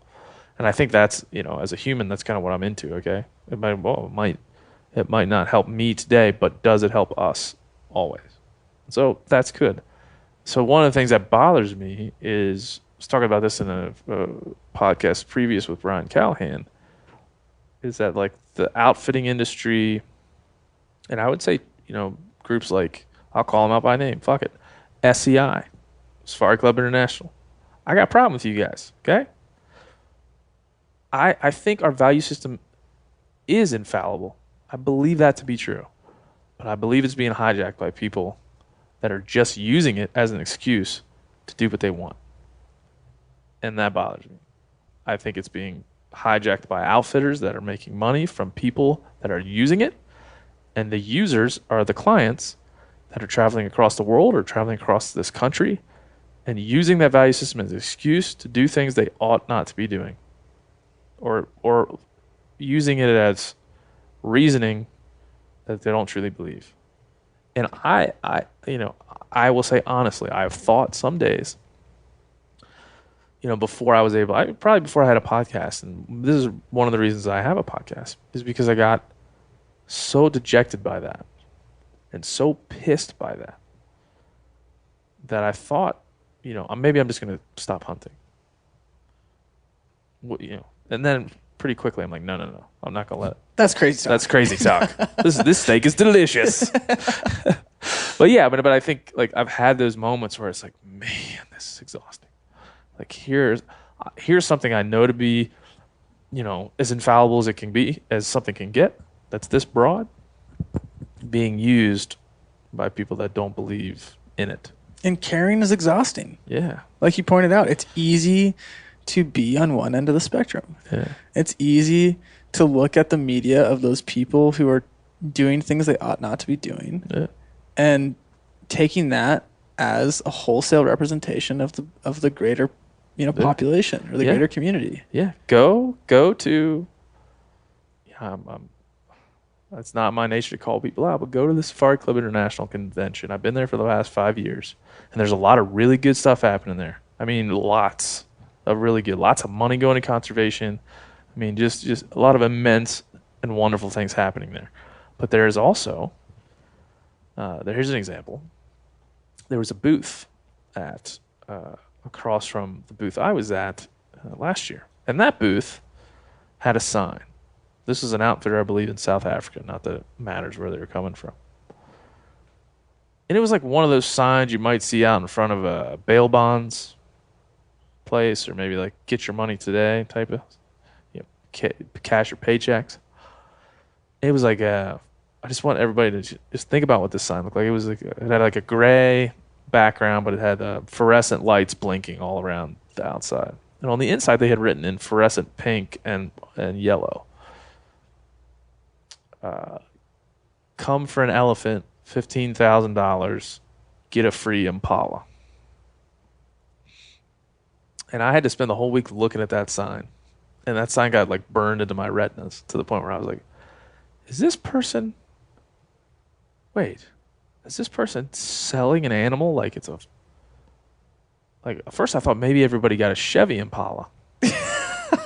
which I thought, how are you going to get those cars back to America? And you're thinking, I would like a Chevy Impala. I was like, I would maybe go on an elephant hunt because that's almost like a deal because Chevy Impalas are worth more than $15,000. Leather seats. How do I get it back to America? But then I was like, these people, I'm making an assumption here, but it's an educated one, that the people that were running that booth, if they were pulled out of that scenario, and somebody ran up to them and were like, why do you do what you do? You shouldn't be killing those Impalas and selling them like they're, cars, used cars. That person would be like, well, let me tell you about the value system of hunting. Because now I don't have this sign right next to me. Let me tell you about the value system. Let me tell you why this allows there to be more of these animals. And that's where I'm like, boy, I can't get with that. Can't get with it. I'm sorry, bud. don't use this wonderful thing that we've got to excuse your selling an impala like it's a gift bag. Like, just don't do it. Well, and I think that's a representation of those outliers. That's a representation of people who we're not hunting with and we're not inviting to Thanksgiving dinner. Yeah, but you'll see like all of these, and I'm sure you've watched I can't think of the exact names of the documentaries, but normally it's an anti-hunting documentary on killing rhinos. Some British dude goes to SEI and walks around and is like, hello, and look at this here. And there's like just some, like trophy, CNN. Yeah, trophy. There's the perfect example. And they walk around there like this is some like alien world where a bunch of people go up to a booth and say, oh, that's a giant animal. Maybe I want to pay $15,000 for that. Or 90. Yeah, or 90 or 100 or whatever. And then that British dude in trophy, I think it was a couple, I believe, eventually said like, hey, we get now that we were over there and we did it, we get what hunting brings to the table. But what they never did get, in my opinion, from watching the film, is how you could go to a place like that and connect that with the value system on the ground in Africa or on the ground in America. Like that thing didn't represent the good. Totally. And I also think Africa is a slippery slope. It's something that we get talked to, they're topics that arise with the modern huntsman. Oh, yeah. And when people say Africa, I'm like, hey, I'll be in the other room. Me too. Like it's not something I'm familiar with. I'm not an expert in it. It's complicated. That's why it's easy to be called out. Totally. And I think the representative narrative in hunting in America in November is whitetail hunting, which is very different than shooting an elephant. And if people watched me in my backyard hunting my white-tailed doe, which I was super fired up on because it's going to be great food, and I sat for days and days and days and picked the right one and felt like that was a choice and an animal I could harvest personally, regardless of what other people would say, I felt good about that. And that's what a lot of people are dealing with. People are putting themselves outside and making a conscious decision to harvest a particular animal for reasons that are probably pretty darn good. Yeah. And it's not, here's $80,000. It's not let me play games with a relatively stable developing country in a continent I know nothing about. It's I'm going to go in my backyard or to the next state over, meet up with some guys who are probably even keeled and harvest an animal that there's an abundance of. Yeah. And that's representative hunting in America in November. But that's not what people in Portland and San Francisco or people watching trophy are seeing. Yeah, they're not being presented that. Right. And purposefully because it's easy. But it's also real. It's not fake. It's not being made up. Right. And so for me, it's like, here's these two very different. And it spins right back to grizzly bears, man. It spins right back to that because, like I said, I would shoot a grizzly bear. I'm not saying I wouldn't, but I don't, as I sit in this chair, feel the need to do it. Right. And if I met someone who truly believed that it was their duty as a hunter to take part in a system of conservation, whereas they went out and had a great experience that enriched their lives and they killed a grizzly bear, man, I'm with that all day long. But what I'm not with is somebody who wants it for other reasons that we listed all day. So it's no need to hammer on that, but I'm not with that. I'm just not with it. And so I hope generationally we can start to clearly define what that is and what it's not. And I think if we do that, then anybody that's an animal rights activist or an anti-hunter will lose the ability to change the rules based on that, because they certainly did in British Columbia. They changed the rules. They changed the rules because they knew there were people out there that were shooting the bears just to shoot the bears, which sucks. Boy, that sucks for the bears and for everyone. But they weren't wrong. There were people out there shooting the bears just to shoot the bears.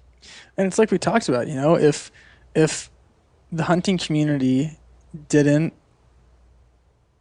I think, so aggressively published photos that were less than thoughtful on the internet representing our community industry at large, we'd have a better time.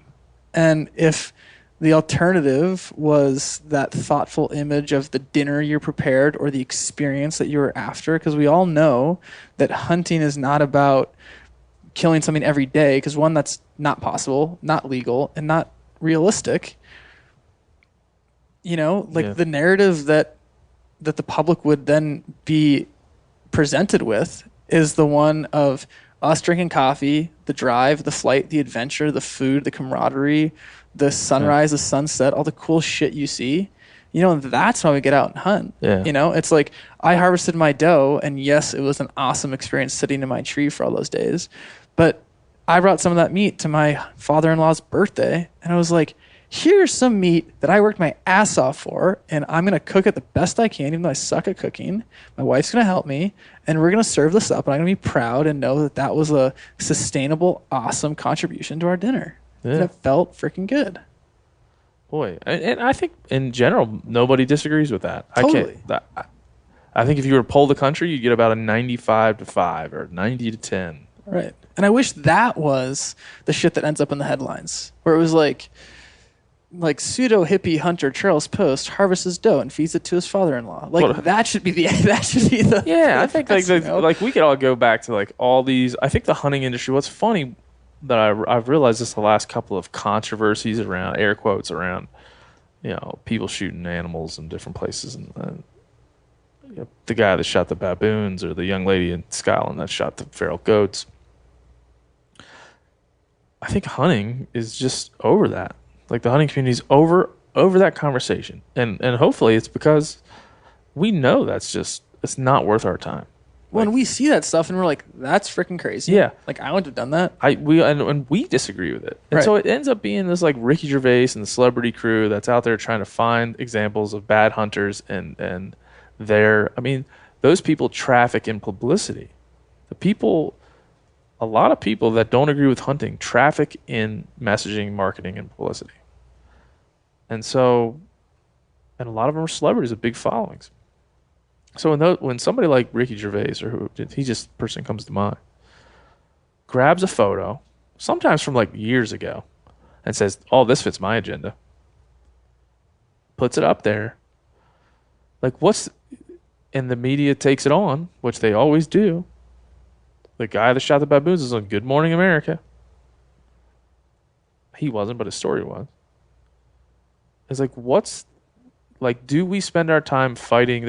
I don't know the answer to this. It's fighting that bullshit, or do we spend our time doing what you were talking about? It's just doing it right, talking about it consistently, and ignoring Ricky Gervais and his crew.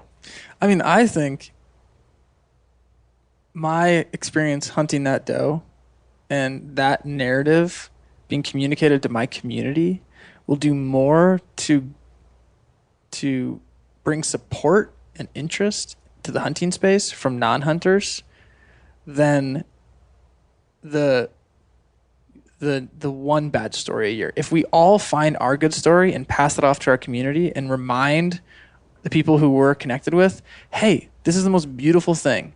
I got to go have this experience, share this thing with you, have this, food to put on the plate.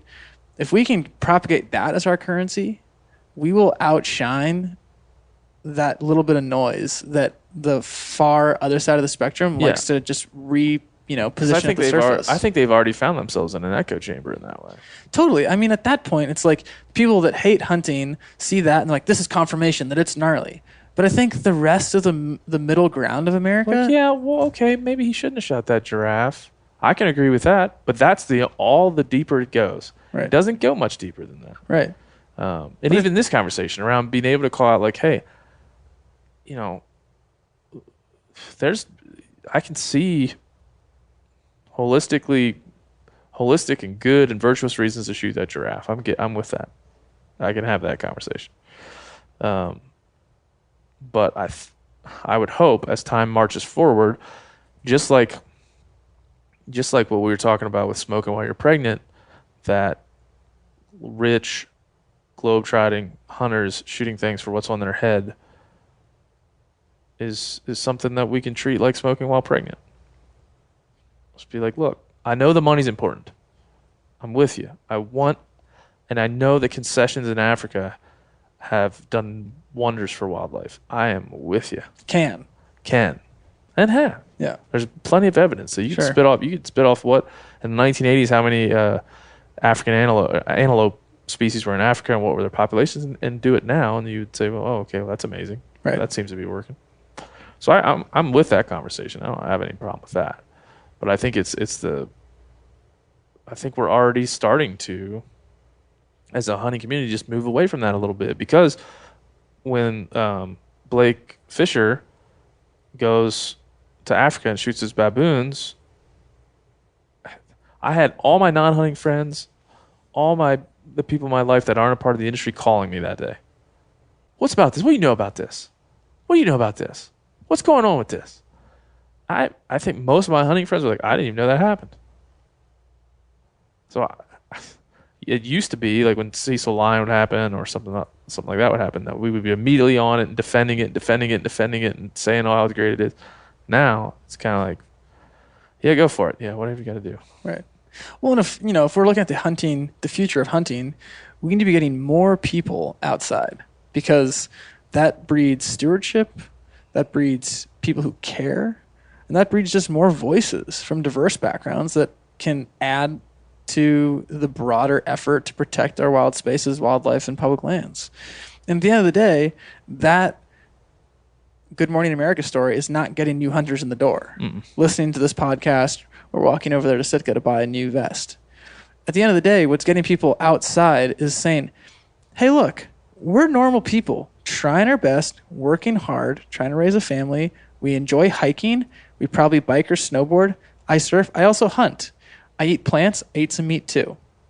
That meat that I eat, I like to get myself. Yeah. It's generally a doe. It's generally a buck. It's generally an elk. Yeah. That's the reality. Like, oh, you sound like a normal person. Right. Does that make hunting normal if you're doing it? Totally. And then they're like, sweet. So I can just take a hunter's ed course. I can go buy an entry point bow or rifle or shotgun, get a friend, go on some public land, give it a shot. Yep. Maybe get a duck. Maybe get a deer. Not a big deal. Doesn't need to be a Boone and Crockett. It can be a deer. And I think the industry and the community at large needs to remind people that, like, that's what's up. And it's about taking your kid out to do that. It's about taking your friends out to do that. It's about saying, I'm not like, I have a job. I don't get paid to hunt. Yes, I like hunting, but it's like an escape. It's a release. It's an activity. I also used to have a vegetable garden. I also used to surf. I do all these other things. I do the dishes. Really? I do, and I enjoy it. I listen to your podcast while I'm doing it. Don't tell my wife that you do the dish. She'll expect me to do it. But you know what I'm saying? It's not this, like, we're not flying around on jets smoking giraffes with, like, high-powered rifles and, like, putting the trophies in our huge halls. Like you said, I mean, that when that can be identified as an outlier, which I believe it is. I mean, the numbers say it is. How many people hunt white-tailed deer in America versus how many people go to Africa and hunt? I mean, it's like 10,000 to millions. Right. 10,000 to 10 million. Right. Number. So, again, like if somebody came to me like, I saw this thing about guys. I said, well, 10,000 to 10 million. Does that work for you? Right. Like, there's 10,000 people and 10 million people. Can we have that conversation now? Like, yeah, maybe that guy shouldn't have done that. But, so I think that ends up being, I've had that just a recent kind of reality, like, I don't really need to talk to anybody about that guy killing the monkeys, because he'll get lambasted and he'll get what was coming to him for something he probably shouldn't have done, and that's just noise. Life will go on, and the noise will go, and his life will go on too, and he'll have learned a lesson to not do that. And it's like you eat plants with your meat, right? Generally, I really do, yeah. And he's like, you got to remind people that we're not just like cutting the backstrap out and just that's a good point. Chucking some barbecue sauce. If you go to my Instagram, you just see like meat. There's never any other. You got to do like just me like chopping Tuesdays. A fucking broccoli up. Or something. But I mean, I'm excited to look at Steve Rinella's cookbook, because those recipes I assume have plants as components in them. Ooh. Maybe. Small font, back 2 pages. Yeah, asparagus, it exists. We know it exists. Debatable. Range. Increasing. I love it. Well, good, man. We've been talking for how long? Almost 3 hours. That was a full Rogan. Rogan podcast. That was good. That's good, man. It's Yeah. fun. That's why I just appreciate a good conversation. That's why I like podcasting, because it's good to rip it up. Well, and it's awesome because I think while we talked for a while and we covered some topics, I think what they all boil down to is this idea that wildlife management is complicated, policy is imperfect, people are trying their hardest, we should assume. And I think that that's something that you'll find in a lot of people. They're really putting their best foot forward most days.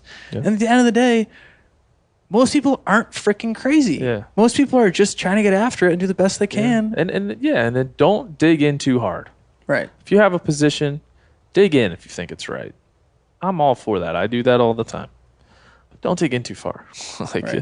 Be a little bit flexible and have an understanding of what the other person you're talking to or you're disagreeing with wants to do. And if you want to both do the same thing, then be a little bit more flexible even then. I think that's something that's helped me, and hopefully that can help other people, especially when it comes to things like grizzly bears or any hot topics around wildlife management. Just don't dig in too damn far, and that you can't get yourself out. And there's more to know, always. But yeah, no, we'll see. I mean, I think we might have to have you write a grizzly bear piece for the meateater.com. That's what I think. Well, after reading this court decision 4 or 5 times and writing a bunch already, it's fun to be a part of the conversation. I hope people out there who are listening, enjoy our perspective. And, while we may seem like we can't land on an answer, I think that's just us trying to give it our best go. It's complicated. Yeah, I mean, fecundity is what I always say. No, I mean, yeah, that's a good point. But at the same time, it's just a conversation. This podcast is not designed to be the answer. It's not, because it will never be. It's designed to be the conversation. Yep. And so hopefully you guys listening come to that. And if Charles or I ever in the public eye or on this podcast or any future media say anything that's hypocritical to what we said today, and we don't try to strive to be educated and be centric in our thinking and strive for healthy ecosystems first, then let us know. Absolutely. Because it's easy to talk, but it's a lot harder to walk. So hopefully we'll do that and continue to.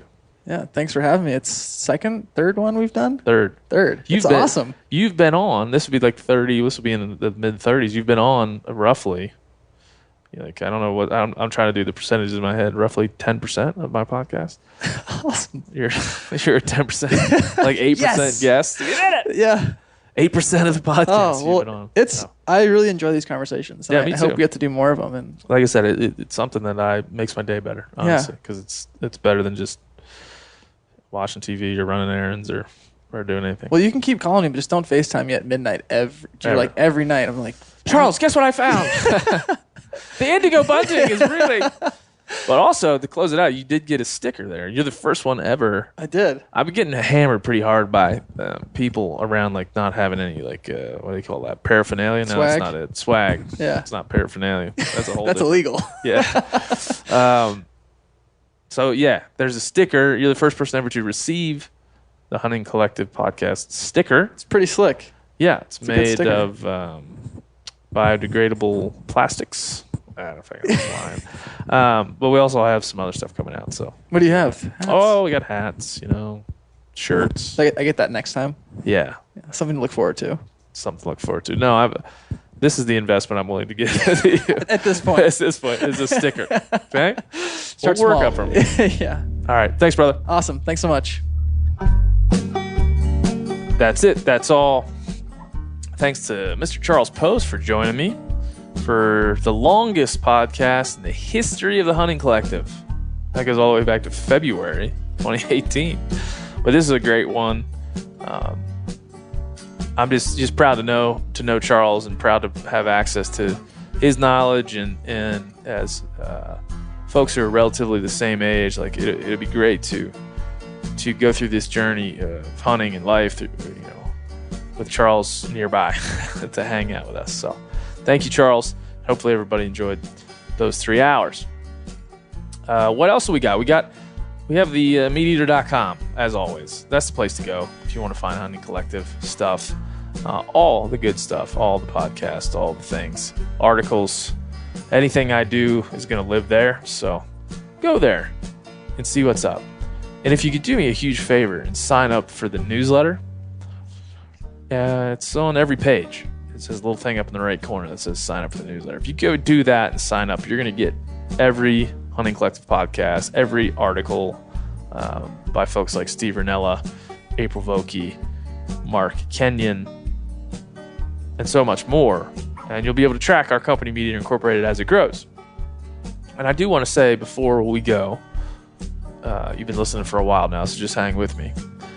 A thank you to everyone for the encouragement around Meat Eater Incorporated.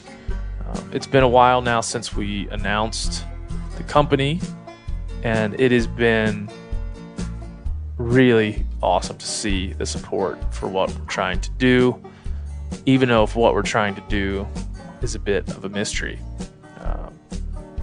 on a tangible level. It just enforces to me that being in the hunting community and being part of this thing was the right thing for my career, my life, and for my family, for my friends to all be in some way a part of this grand conversation. So thank you very much. I very much appreciate that. And we are going to continue to work hard to better this conversation. And so that is it for Hunting Collective this week. Join us next Tuesday morning for yet another awesome guest as we round out 2018 and look forward to 2019. All right. Bye-bye.